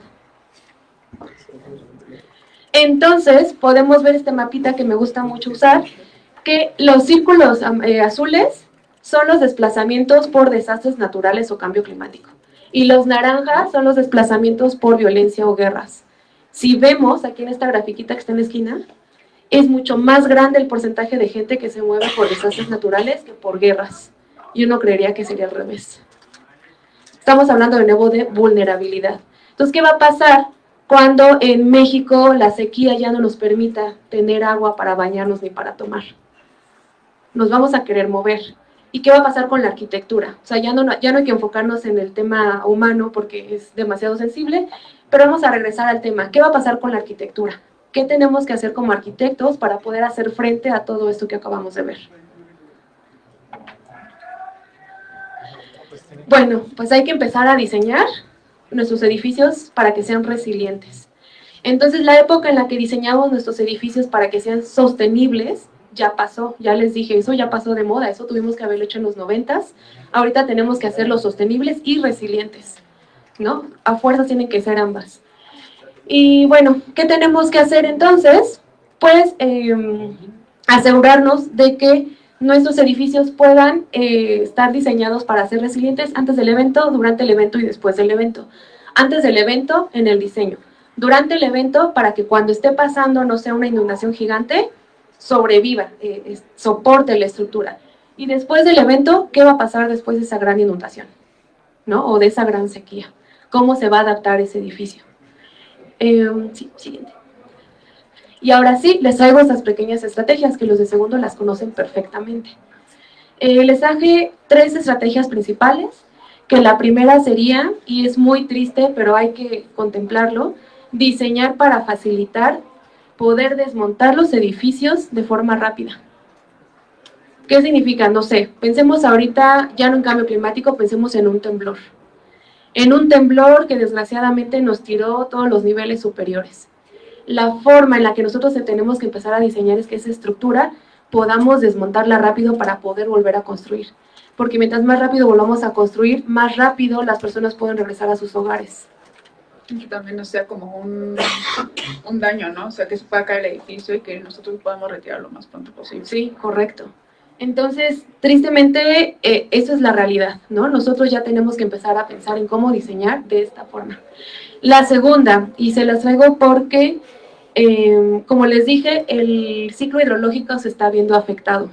Entonces, así como se espera en zonas que ya no vuelva a llover en muchos años, se espera que las inundaciones sigan y aumenten. Entonces, imagínense, eso es un gran problema, pero lo que yo siempre les digo, los problemas siempre nos dan oportunidades de diseño. Entonces, si tenemos el gran problema de las inundaciones, ¿por qué no hacer justo lo que nos dijeron en la pregunta por Facebook, ¿no? ¿Por qué no aprovechar esa agua, en lugar de que se vaya por el caño, hacerlo parte de nuestro entorno y hacerlo parte del sistema, del ciclo del edificio? Entonces podemos, para hacer adaptaciones de tormentas y de inundaciones, pues se pueden hacer adaptaciones basadas en la naturaleza. 2 de las más conocidas son la infraestructura verde y la infraestructura azul, que yo les he comentado que para mí es lo mismo, porque no puedes poner infraestructura verde sin pensar en el agua que la va a regar, y no puedes pensar en infraestructura azul sin pensar en las plantas que van a tratar esa agua, ¿no? Entonces para mí es junto con pegado, pero se dividen. Y en el caso de que esto no se pueda por economía, porque ya les dije, realmente hablar de ese tipo de infraestructura, se habla de una capacidad económica necesaria, entonces podríamos empezar a pensar en elevar los inmuebles. No significa que todos van a ser palafitos, pero sí a lo mejor dejar en planta baja lo que se pudiera inundar en dado caso y que no se pierda, que no sea un riesgo, tal vez que no sea una vivienda. ¿Por qué? Porque si sube al nivel, las inundaciones, el nivel del agua a 3 metros, esa pobre vivienda de planta baja ya fue, ¿no? Entonces, ¿por qué no pensar en elevarlo para que no tengan esas afectaciones? Y, bueno, la última, no es un caso muy recurrente en México, pero podría ser. De nuevo, el cambio del clima se está apenas experimentando y como les he dicho, se necesitan datos de por lo menos 10 años para poder entender cuál es el verdadero comportamiento del clima que estamos viviendo. Pero hay que pensar en que también pueden haber vientos fuertes. ¿Cómo vamos a hacer frente a estos vientos fuertes? Pues haciendo una forma que sea aerodinámica, que pueda soportar la fuerza de los vientos, y también conexiones sólidas de los edificios, ¿no? Tampoco permitir que nuestra planta alta en un viento salga volando, pues hay que ser muy conscientes de esa parte de la estructura. Perdón, no sé si hay una pregunta más, no sé si en esta parte de la conferencia podamos verlo. Nos dicen, ¿existen certificaciones para viviendas sustentables? Sí. Bueno, también nosotros nos dedicamos a eso, es parte de nuestro fuerte en taller híbrido. Aquí en México la que recomendamos mucho es Edge, porque es parece que la más económica, por así decirlo, y la más como la más lograble, y es pensada a países como México, ¿no? En Latinoamérica y países que están en desarrollo. Entonces, si nosotros a lo mejor no podemos, queremos evitar la certificación, pero podemos seguir los lineamientos de de esta certificación, que de hecho su aplicación en línea es gratuita, entonces podemos nosotros meter todos los datos de nuestro edificio y ver si estamos cumpliendo o no. Entonces esa es una buena estrategia, que también también siempre está LEED. LEED es ahora sí que la máster de las certificaciones, pero también sus costos suelen ser mucho más altos, sus estándares son mucho más altos, también son estándares que se basan en estándares de Estados Unidos, entonces sí suelen ser mucho más altos. Pero sí existen certificaciones para la vivienda. Muchas gracias. De hecho, ustedes como ejercicio podrían hacer eso, entrar a la página de Edge, subir toda la información que tengan de su proyecto y ver cómo estaría siendo de eficiente su proyecto. Sí, de hecho ahí se pueden ahora sí que dar ideas de cuáles estrategias pueden implementar. Hay varias pasivas, sobre todo también de agua, también les van a decir más o menos qué ¿cómo se llama? Gasto de agua necesita cada llave, cada regadera, etcétera. Entonces creo que ahí se pueden dar una buena idea. ¿Ya no hay otras? Sí, hay varias, pero bueno, quiero un tema bastante interesante y unas excelentes ponentes. Saludos desde Monterrey, Brian Webb. Gracias. Qué bueno que me dicen, ya iba a hablar mal de Monterrey. El calor es horrible. Va, perfecto. Vamos a continuar. Como ya lo mencionamos, el cambio antropogénico, me voy a volver a parar, es que me da ansiedad. El cambio antropogénico está muy ligado a los gases de efecto invernadero. Y esto nos genera otro factor que debemos contemplar en nuestro diseño de vivienda. O sea, es lo que les dije la semana pasada en el conversatorio. Hacer una vivienda suena sencillo, pero no lo es. Hay un montón de factores que debemos considerar. Entonces, ¿qué es la huella de carbono? Súper sencillo y ahí lo dice, ¿no? Es la medida total de gases de efecto invernadero que se producen, pero no solamente hablando de construir un edificio. También se puede generar esto en producir materiales, en actividades, hasta en sus mismos trabajos. O sea, ustedes en sus casas pueden decir, vamos a hacer el cálculo de huella de carbono de todos los que viven en esta casa y demás. Esa huella de carbono, así como la huella hídrica, nos está acompañando cada paso que damos en este planeta. Y nada más esto como introductorio para que lo sepan. No vamos a profundizar muchísimo porque los cálculos, me podrá confirmar Sebastián, son un dolor de cabeza. Entonces no vamos a hacer cálculos, solo quiero que sepan que hay diferentes alcances para poder hacer el cálculo de huella de carbono. El alcance número 1 suele ser como el que se suele calcular como de forma más rápida, ¿no? Hablando de arquitectura. Comúnmente es del alcance número 1 al alcance número 2 y el alcance número 3 ya involucra cosas de cómo se relacionan los usuarios con el objeto arquitectónico o con lo que se está analizando. Y les traigo aquí estrategias para poder reducir su huella de carbono. Primero va a ser reducir la necesidad de energía, que como ya vimos, esto lo podemos lograr a partir de la orientación de los edificios, de poder poner ventanas para aprovechar la luz natural y demás. También eficiencia energética y el uso de energías limpias. Otras estrategias que les tenemos aquí para que puedan aplicar rápidamente es la elección de materiales de bajo impacto, uso de materiales locales y rehabilitación de estructuras de materiales. ¿Por qué es importante el uso de materiales locales? Porque de repente nos ponemos bien creativos. Yo sé que para una vivienda de Infonavit no lo pueden hacer porque hay un presupuesto muy, muy acotado. Pero luego como arquitectos nos ponemos bien creativos y decimos, es que yo quiero esta cocina con un mármol italiano y unas lámparas que me traen de Alemania. Y nos ponemos bien, pero bien creativos. Y sí, el diseño se ve increíble, pero ¿qué pasa? Nuestra huella de carbono aumenta muchísimo. ¿Por qué? Por el transporte. Claro, por el transporte. Entonces sí, se puede ver increíble, pero nuestra huella de carbono ya se vio hasta arriba. Entonces, quien pidan ropa de Shein, quiero que sepan que su huella de carbono está siendo demasiado elevada, ¿va?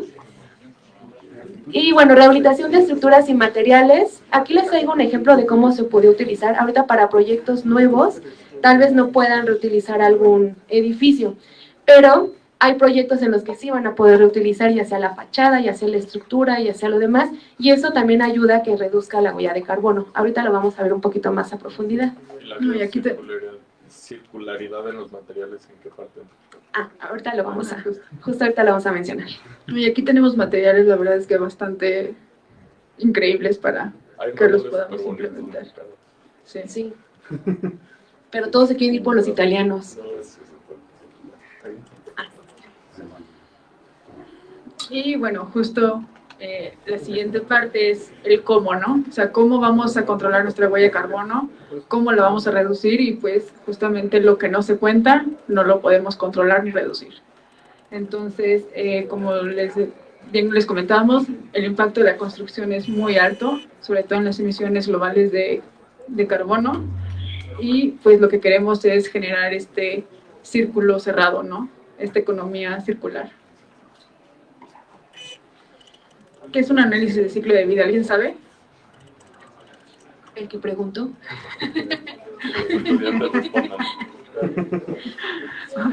Más que nada para medir antes, durante y después de un edificio en el ciclo de carbono.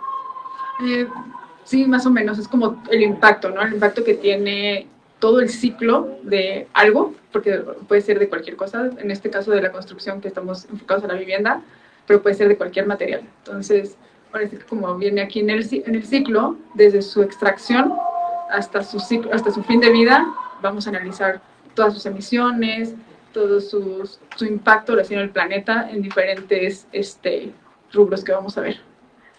Y pues sí, es una metodología científica que es para medir el desempeño ambiental.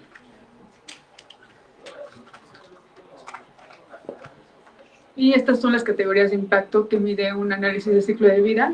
Como pueden ver, no solo es el dióxido de carbono ni la huella de carbono, que sí es la primera parte, y a lo mejor puede ser la que más nos enfocamos, que es el cambio climático, que es igual a la huella de carbono, que mide los impactos en los gases de efecto invernadero, como el CO2 y el metano. Otro de los impactos es la destrucción de la capa de ozono, que no sé si se acuerden, no sé si están muy pequeños para acordarse, pero hubo una época en que nos decían que no utilizaremos aerosoles porque se hace un hoyo en la capa de ozono. Todo esto porque contenían CFCs. ¿Alguien sabe qué son los CFCs? Es un gas que tienen los refrigerantes, son clorofluorocarbonos.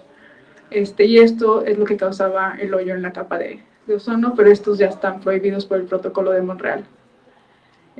Y esto generalmente, como les digo, vienen en los refrigerantes, que también los utilizábamos en los aires acondicionados.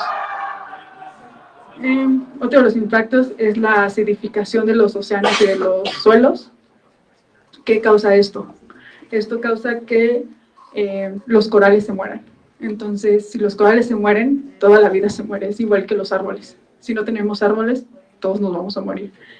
Perdón que sea así de extrema, pero quiero que vean la importancia que son los corales, ¿no? Nada más porque no los veamos y estén en el mar, quiere decir que nada más impacta a los peces y a la vida marina, pero pues sí nos impacta a todo el planeta. La que sigue es la eutrofización, que es el exceso de nutrientes en los cuerpos de agua, y esto hace que haya un exceso de oxígeno en estos cuerpos de agua. Esto es causado por la contaminación de ríos, lagos, mares, y es cuando desechamos todo a estos cuerpos de agua, ¿no? Las industrias, todos los contaminantes, aguas negras, todo causa que esta producción masiva de algas. Y otra que bien conocemos aquí en la Ciudad de México, desgraciadamente, es la formación de ozono fotoquímico, que es el smog. Y pues este contaminante obviamente afecta a nuestra salud y al medio ambiente. Este es otro de los impactos que se mide en un análisis de ciclo de vida. Y otro de los impactos es el agotamiento de recursos, que, bueno, evalúa cómo nos estamos gastando estos recursos, ¿no? Entonces, lo que hace este análisis de ciclo de vida, analiza cómo, no sé, hacer esta mesa afecta en cada uno de estos, o sea, qué impacto tiene en el cambio climático, qué impacto tiene en la contaminación de agua, qué impacto tiene en la generación de smog, qué impacto tienen en que se acaben los recursos. Entonces, es algo bastante completo que nos da como una idea general, de el impacto de lo que estamos creando. Entonces, así ya que tenemos esta medida, podemos saber cómo lo podemos reducir. Y bueno, aquí es donde entra también la parte de materiales, que es como podemos aprovechar para reducir esta huella de carbono. Esa ya es la última etapa de la conferencia. Si tuvieran algunas preguntas de esto que vimos del cambio climático, ese es el momento. ¿Comentarios? ¿Dudas? ¿Cómo lo van a aplicar en sus proyectos de sexto?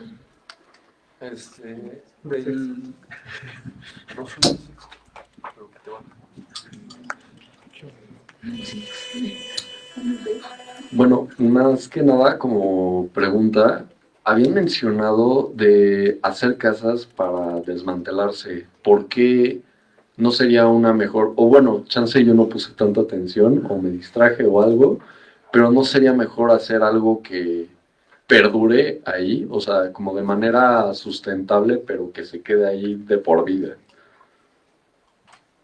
Gracias. Sé que estás pensando en el concreto. Obvio.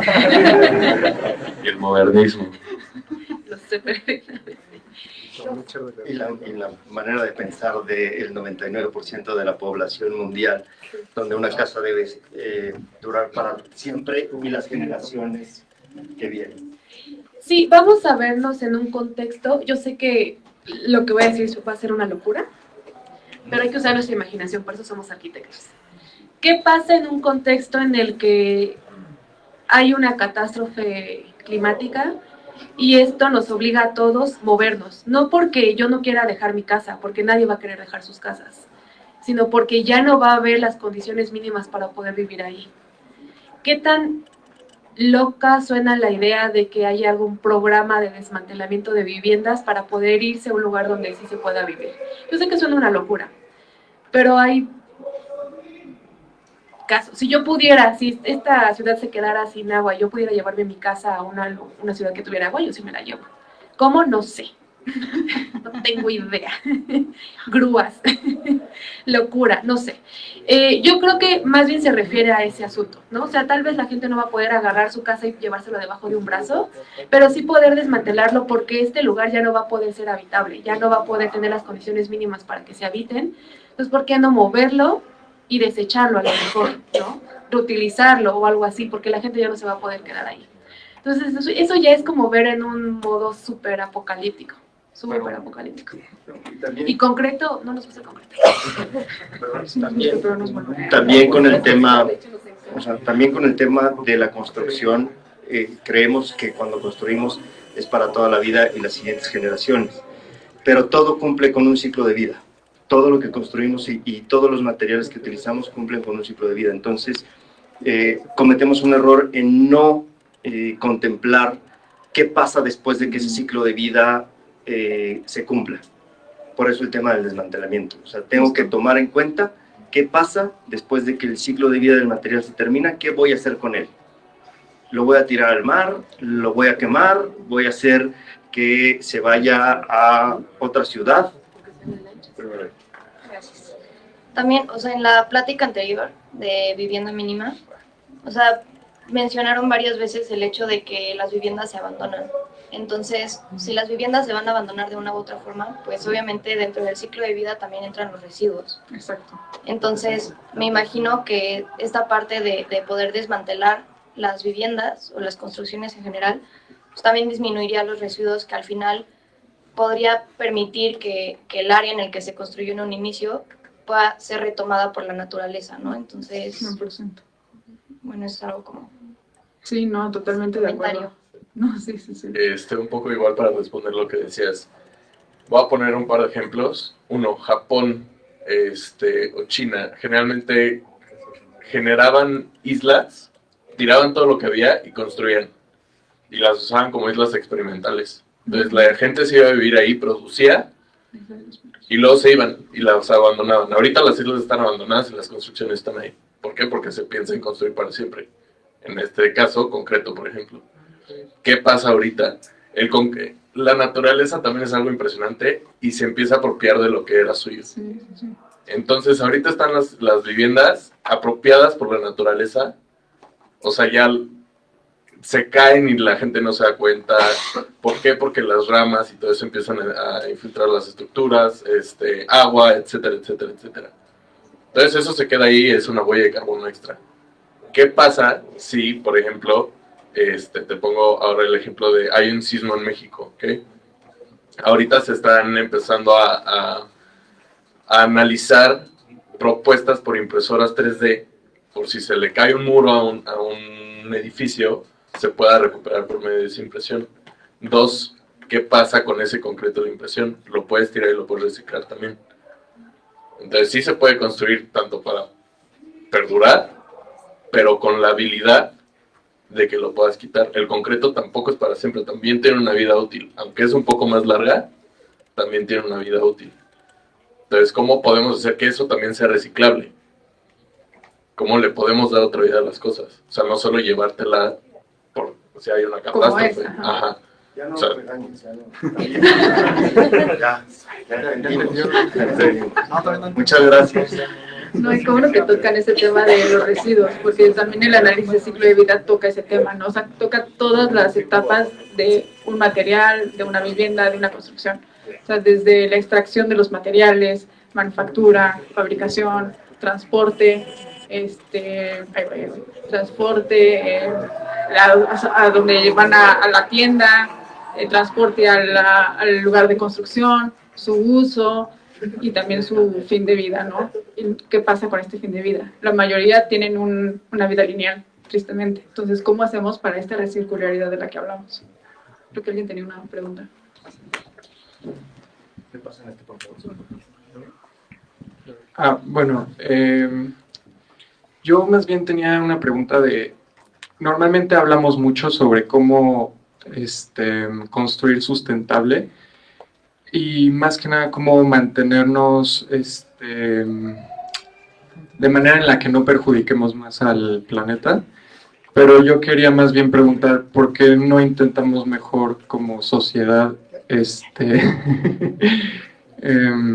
pues un poco, en vez de no, o sea, pasar desapercibidos y no afectar al planeta, más bien arreglar lo que hemos hecho de cierta manera y implementar arquitectura que de cierta manera pueda apoyar mucho o pueda solucionar ciertos problemas que hemos creado.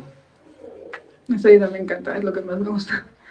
Sí, toda la idea regenerativa es lo que deberíamos estar haciendo ya. O sea, creo que, como bien dices, la sustentabilidad ya fue. Creo que tendríamos que estar haciendo cosas regenerativas. Y qué difícil, o sea, siento que vamos demasiado atrasados. Y como primer paso, pues sí tiene que ser algo sustentable, ¿no? Que no dañemos más al medio ambiente, como primer paso.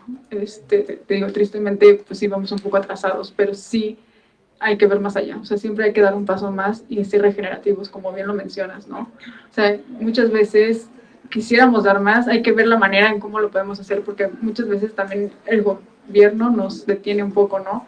Lo mismo que mencionaba Circe hace ratito, si ponemos paneles solares en nuestra casa y nos excedimos de electricidad, siempre nos ponen un límite, o sea, nos ponen un límite en vez de poderla regresar y que el vecino la aproveche, o sea, cosas así que de verdad ayudemos a regenerar. Igualmente con el agua, ¿no? Si captamos de más, pues también hay que tener una red que se pueda compartir para todos. Eso estaría increíble, eso sería así que lo mejor. Entonces, no hay que dejar esa idea olvidada, hay que hacerlo. O sea, sí hay que seguir esa idea regenerativa porque creo que es lo que pues, nos va a salvar como humanidad, porque creo que el planeta va a sobrevivir sin nosotros. O sea, siempre, el planeta siempre va a sobrevivir, ¿no? Y como bien les explicaron, pues lo que está pasando en Japón, o sea, la naturaleza siempre sobrevive, va a atravesar muros, concreto, todo va a sobrevivir. Nosotros somos los que nos vamos a ir.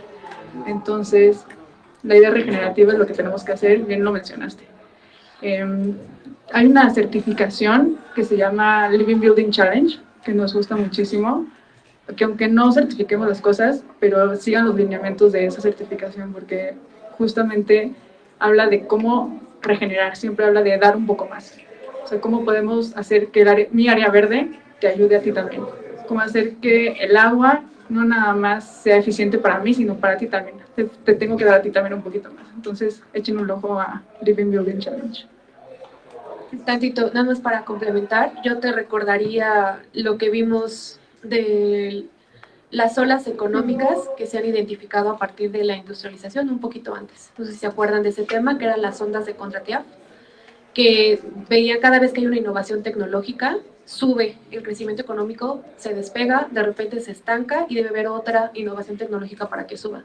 Desgraciadamente ahorita la innovación tecnológica está en la inteligencia artificial y no está enfocado. Si fuera en la sostenibilidad, estaremos viviendo algo muy diferente, pero no está enfocado en esto que estás mencionando, desgraciadamente. Entonces hay un sistema económico, político, social que nos está limitando demasiado, pero creo que por eso estamos todos aquí, porque creemos que podemos intentarlo. Sí, creo que todo está en base a eso, ¿no? En nuestro sistema económico en el que estamos viviendo ahorita, pero creo que podemos cambiar eso. Regresando al tema de las certificaciones, tengo la duda de si contemplan desde antes del proyecto, o sea, la parte de cuando se empieza a construir y lo que tienen que quitar para construir, o si es solamente como el objeto final. Porque, por ejemplo, en el caso de Mítica tiene Lead Gold, pero tengo entendido que es como una cosa brutal de que afecta al agua alrededor, de todo lo que talaron, etcétera. Entonces, tengo como eso del impacto previo al objeto final construido. Es un caso Mítica, o sea, porque hay una categoría que se llama sitios sustentables, pero el único prerequisito que existe ahí es, y es más, si te vas con una versión 4, puedes coger la 4.1 y ya no tienes prerequisitos. Entonces, puedes jugar un poco ahí. Que creo que es lo que dice, no estoy segura, mejor no digo nada, no sé qué hicieron, pero el único prerequisito que debería de haber es que lleves el control de los residuos que haces en la construcción y que los separes. O sea, no te obligan a llevar cierto porcentaje de reciclaje, solo es llevar control, separación y ya un plan de control de residuos. Y los demás son puntos, entonces no te obligan a tener un análisis de sitio, no te obligan a controlar la contaminación que generes, no te obligan a nada de eso, entonces por eso tuvieron, a lo mejor no tuvieron muchos puntos en sitio, pero en todo lo demás seguramente tuvieron varios puntos. Energía es lo que más pesa, seguro tienen un buen equipo de aire acondicionado, equipos eficientes, pues es de cristal, entonces tiene muchísima iluminación, que a lo mejor, digo, como que ahí vas balanceando cosas. En la certificación te das cuenta cuando tipo, es todo de cristal, ¿no? Entonces a lo mejor puedes tener muchas ganancias térmicas, pero tienes iluminación natural. Entonces como que todo es un balance. Entonces sí, tristemente seguramente no tuvieron muchos puntos en sitio. Hay otra pregunta. Sí, ¿listo? ¿Bien con esa respuesta? ¿Todo en orden? Hay otra pregunta aquí que creo que viene a esta parte de la conferencia. Muy interesante. Sam Hudson dice, ¿qué opinan acerca de la vivienda móvil sobre buses, casas rodantes e incluso en contenedores que se ha popularizado principalmente en Estados Unidos, las llamadas tiny houses, en un concepto de vivienda? ¿Es un concepto de vivienda sustentable? Es la pregunta. ¿Otra buena pregunta se echaron? ¿O no?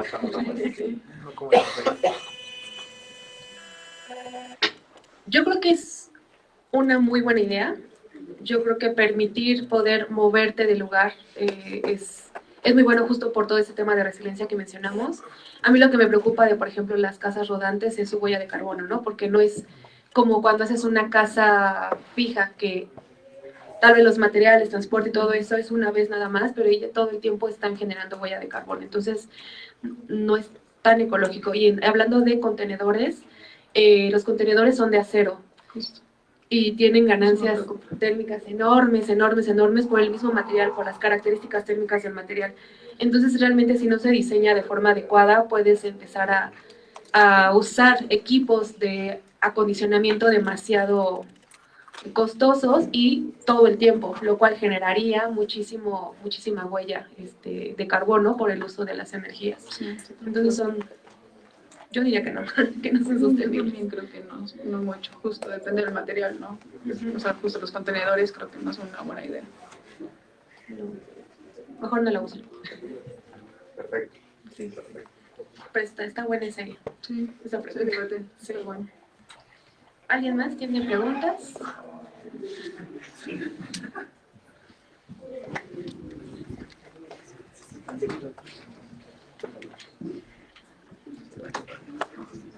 Bueno, hace rato estaban hablando sobre la torre mítica y lo de su certificado LEED. Bueno, ¿cuál cree que es una solución o una medida en contra de esto de, vaya, el greenwashing? Demolerla.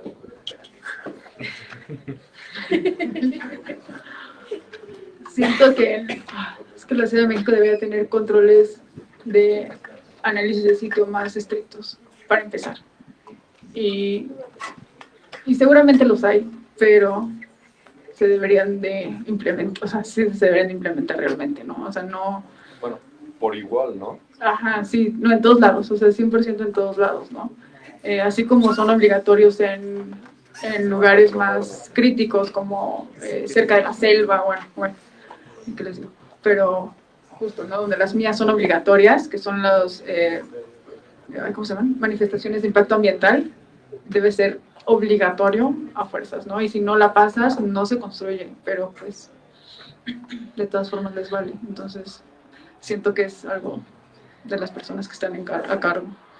Yo creo que ese es un problema estructural muy complejo, porque en primer lugar, viendo la disponibilidad de recursos hídricos de la zona, no se debió aprobar un proyecto de esa magnitud. Y en segundo lugar, la certificación LEED tiene unos estándares muy altos de eficiencia, que si realmente uno se aplica realmente intenta aplicarlos, puede tener grandes beneficios ecológicos, pero justo ubicado un proyecto con esa certificación en una zona tan difícil y tan complicada, ya hizo que no cumpliera con sus objetivos ambientales, ¿no? Entonces yo creo que ese es un problema estructural que vino desde que se planteó colocar ahí ese proyecto Sí, tan exacto, gigante. desde la elección del lugar. Sí. O sea, entre el dilema de, o sea, certificación como lineamientos o certificación también como parte de greenwashing o de Sí, totalmente. toda esta parte, porque también se Totalmente. da que las certificaciones hasta LEED en cuestión de corrupción. Sí, que sí, muchos sí, te dicen, sí. si das Sí. esto, Claro, ten claro. esto. No te o sea, Sí, se vuelve como un ciclo vicioso de, ¿deberían ser lineamientos por reglamento de construcción? Totalmente. ¿O deberían de ser lineamientos por certificación? Para una certificación Ajá. que tiene un costo y sí, unos beneficios para alguien más. De hecho, muchas cosas, que, por ejemplo, que evalúa LEED en otros países son obligatorios para la construcción de edificios. No, es que bueno que lo mencionas. Justo ahorita en Europa, el análisis de ciclo de vida lo están haciendo obligatorio. O sea, ya es obligatorio tener tu análisis de ciclo de vida. Hay una cosa que se llaman EPDs, que son análisis de ciclo de vida para los materiales. Entonces, a fuerza tienes que construir con materiales que cuenten con EPDs. Y las certificaciones que se supone que son como el beneficio que tienen, que sí se van haciendo leyes en algunos países. Aquí en México, desgraciadamente, todavía no, pero en algunos países sí se han estado haciendo leyes.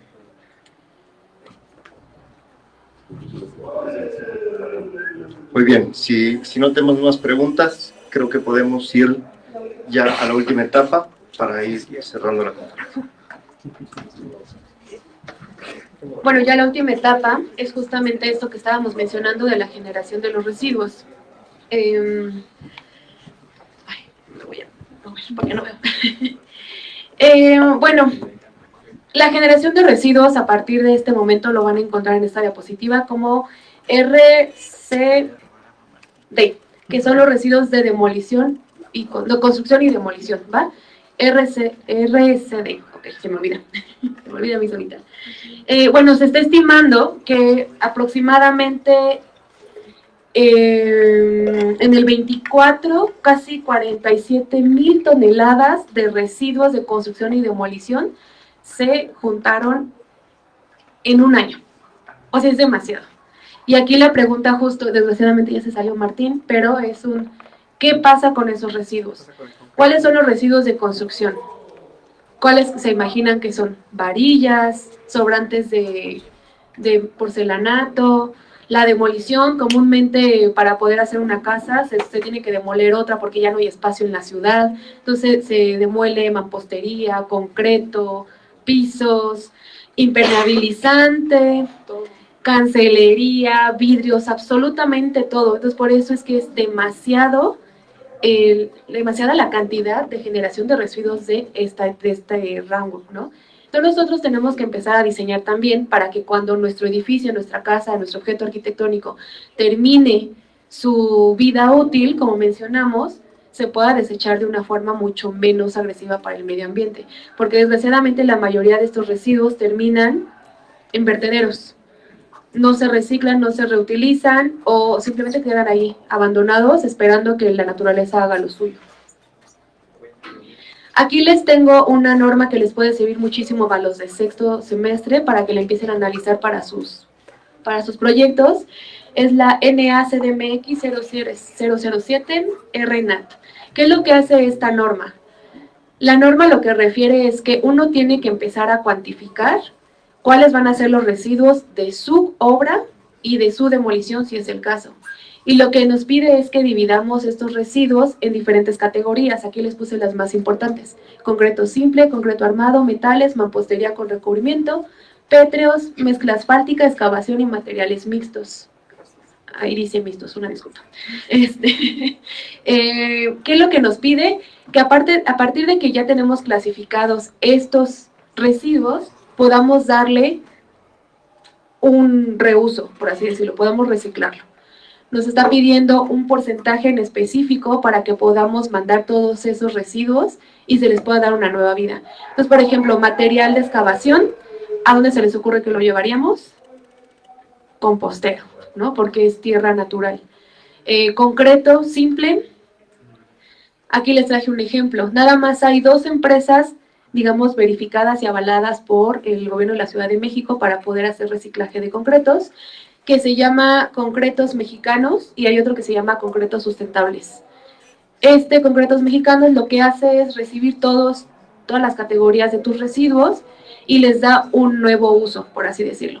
¿Cuál es el problema? Y es aquí para Martín, que ya no está aquí y ya se lo perdió. Ahí le cuentan, que es muy caro. Si alguien nos puede comentar cuánto cuesta el metro cúbico de concreto. Por ejemplo, aquí lo que hacemos es no llevarlo a la basura. No es de, ya pasó el señor de la basura y le echo todo mi concreto, no. Aquí vamos a pagar para que esta empresa lo pueda gestionar, le pueda dar un uso. Entonces estamos pagando por nuestros residuos. ¿Por qué pagar por nuestros residuos si podríamos simplemente no generar residuos? ¿No? Ese es el problema del concreto. Entonces lo que pasa, Concretos Mexicanos recibe tus residuos y después les da otra vida. Entonces aquí les traigo un ejemplo. Materiales reciclados, y lo que ellos generan es arena y grava. Entonces ellos reciben, tú les pagas por recibir tus residuos y ellos después lo transforman y después lo venden. ¿A quién está beneficiando? A Concretos Mexicanos, ¿no? Y mientras nosotros fuimos los ilusos que diseñaron por concreto porque nos encanta el concreto, nos gusta cómo se ve el concreto aparente, pero aquí tenemos las consecuencias. Sí, nos gusta. Aquí tenemos las consecuencias de usar concreto. Entonces aquí les tenemos unas cuantas alternativas. Selección de materiales. ¿Cómo vamos a seleccionar los materiales para nuestros diseños? Entonces ya tenemos un montón de cosas que debemos considerar, pero también hay que considerar que podemos utilizar materiales naturales, ¿no? Materiales que pudieran ser mucho más sencillos de gestionar después de que la vida útil del edificio termine. Aquí les tengo algunos ejemplos que seguramente conocen súper bien. El adobe. ¿Alguien de aquí no sabe lo que es el adobe? Todos saben lo que es el adobe, todos sabemos, todos hemos estado en una casa de adobe, hemos experimentado cómo cambia esa temperatura en cuanto entramos. Es delicioso. Nos encanta el adobe, lo hemos acariciado, porque no sé si ya les pasa eso como arquitectos, pero llega una etapa en la que tocamos todo y llegamos a un lugar y estamos... A ver, ¿qué sí. Si no lo han vivido, les va a llegar pronto, no se preocupen. El de en medio es la tierra compactada. Es hermoso. Es hermosa, ¿alguien la ha visto? También la pueden ver como muros de tapial o tierra apisonada. Cualquiera de esos 3 conceptos son muy conocidos. Lo que hacen es a partir de una cimbra, colocan capas de tierra, la compactan, dejan que como que se asiente, vuelven a poner otra capa y es por eso que se ven esos estratos tan bonitos, Están muy bonitos. Y la tercera que les traigo es bajareque. ¿Alguien conoce el bajareque? Se mencionó en alguna exposición con los de segundo. Pero bueno, es un sistema muy bonito también, que es a partir de... Bueno, aquí ya se ve un poquito contemporáneo, pero son como bastidores de madera y con estas... ¿qué fue la nombre? Carrizos. Y después el recubrimiento puede ser también con tierra, con barro y demás. Otra idea también son los muros de paja. Muros reciclados, aquí yo les puse, por ejemplo, ese muro está hecho con plástico reciclado. Y muros de basura, que se escucha muy fuerte, pero pues tenemos un montón de basura, hay que utilizarla. Hay que utilizarla. Ustedes me van a decir, sí, pero esto no lo voy a usar en la ciudad, ¿de qué estás hablando? ¿No? Si pongo un muro de bajareque, no lo van a comprar. Siguiente, por favor. Entonces aquí es donde yo los invito, ya para casi cerrar esta presentación, a que hagan varias preguntas para poder elegir qué materiales van a utilizar. Porque aquí, desgraciadamente, les traemos muchísimas opciones, pero es parte de ustedes y de su proceso de diseño dar respuestas, ¿no? ¿Qué es lo que más les va a servir? Entonces yo aquí les digo, ¿cómo van a hacer para elegir un material? Van a analizar primero el contexto urbano-cultural. Después, esto significa tipo de clima, actividades sísmicas, necesidades de usuario, presupuesto disponible, compatibilidad de componentes. ¿Por qué compatibilidad de componentes? Si ustedes me proponen un muro de adobe con castillos de concreto, eso está destinado a caerse, porque no son compatibles, ¿va? Entonces tienen que analizarlo, tienen que investigar bastante. Y la expertise de la mano de obra. Si van a proponer muros tapial, que son preciosos, quiero decirles que no hay muchísimos expertos en que lo puedan construir. Ojalá cada vez haya más. También, pero es súper importante para que sus proyectos arquitectónicos puedan elegir qué material. Y también qué altura, ¿no? O sea, qué altura tienen. Sí, eso, la actividad sísmica y serían también características estructurales, ¿no? Metas de sostenibilidad y resiliencia. Si quieren dar prioridad a sus metas de sostenibilidad, entonces tal vez sí se van a animar a un muro de paja o a un muro de basura. Si no, pues lo van a ignorar. Análisis de ventajas y desventajas, tristemente se ignora. Y propuesta estética. ¿Qué significa esto? Y esto es casi clase de proyectos. Que para ustedes poder proponer los materiales y todas las estrategias que ya les trajimos en esta conferencia, tienen que ver a la vivienda como un sistema. Y que este sistema se va a componer de todo lo que ustedes hayan resuelto. ¿Qué se deben preguntar? ¿Qué es? ¿Para qué es? ¿Para quién? ¿En dónde? ¿Cuándo? ¿Y cómo? O sea, respondiendo esas preguntas y dando soluciones es como van a poder empezar a llegar a estas respuestas. Yo les dije, vivienda suena súper sencillo, suena muy básico, pero tiene su complejidad. Y de nuevo, ya sé que están pensando, ay, es que yo no voy a proponer estos materiales en plena Ciudad de México. Entonces les traemos aquí un caso de estudio. Este caso de estudio se llama Nicolás San Juan y es de Taller 13. Es un proyecto súper bonito, que voy a dejar lo más bonito para el final. Es un conjunto de departamentos ecológicos que se encuentra en la Colonia del Valle. La Colonia del Valle todos la conocemos, todos sabemos cómo se comporta urbanamente, de forma urbana y sísmicamente sobre todo, ¿no? Tiene un concepto en el que entrelaza, pues aquí dice flujos de energía, pero más bien es como el material tiene patrones que se pueden como confundir o tiene como esa inspiración como en los árboles. También cuenta con huertos urbanos en las terrazas donde se producen alimentos. Cuenta con un programa responsable de la gestión de manejo y reciclaje de residuos. También utiliza el agua de lluvia y lo más bonito de todo es que las paredes interiores, que no se alcanzan a ver bien, de los departamentos están hechos de pacas de paja. Entonces sí, hay un edificio en plena Ciudad de México que tiene muros de pacas de paja. Y estos están recubiertos. Exacto, están recubiertos, están muy bien protegidos, son muros divisorios, tiene una estructura de concreto, pero disminuyó su impacto ambiental proponiendo estos muros divisorios. Y también quiero que ustedes se pregunten cuáles son las ventajas en cuanto a confort térmico, en cuanto a aislante de ruido y demás. Entonces este ejemplo, anótenlo para que lo puedan investigar porque es muy bonito. y yo no conozco otro edificio dentro de la Ciudad de México que tenga un sistema constructivo como este. Pero es un muy gran ejemplo de que se puede hacer siempre y cuando diseñen de forma correcta y se contesten las preguntas necesarias. Existe un edificio con madera, estructura de madera, ¿cómo se llama? Madera laminada, cruzada. Investíguenlo también, no me acuerdo dónde está. Pero ese que mencionas. Está en la Roma, es el único que está aquí en la Ciudad de México y que también es increíble y ojalá construyamos más con madera laminada. Obviamente con madera certificada de bosques regenerativos.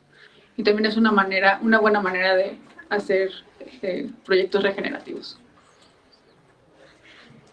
Y bueno, pues creo que eso es todo y pues espero que todo esto que les enseñamos les puedan replicar en sus proyectos y cualquier duda, pues ahí nos echan.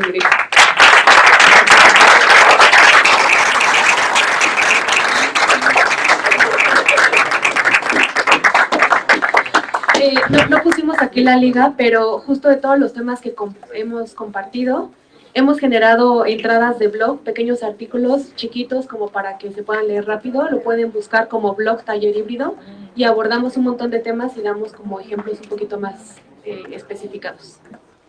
Sí, creo que les puede ayudar para sus proyectos, entonces echen un ojo.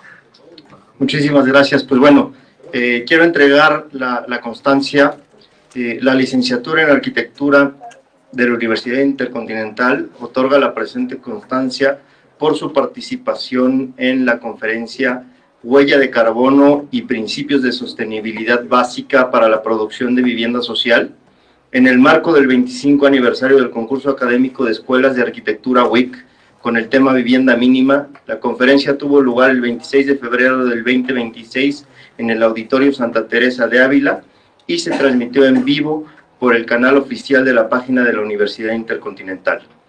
Arquitecto Gabriel Esquivel, director académico de la licenciatura en Arquitectura. Circe Adriana Orozco Hernández.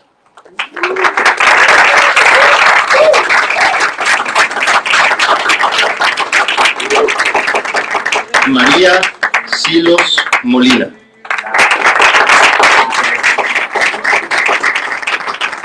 Gracias, jóvenes. Y bueno, con esto cerramos nuestra transmisión en vivo en la página oficial de la universidad. Muchas gracias a todos los que participaron y preguntaron en línea. Y gracias a todos los alumnos de la universidad que están aquí e invitados también.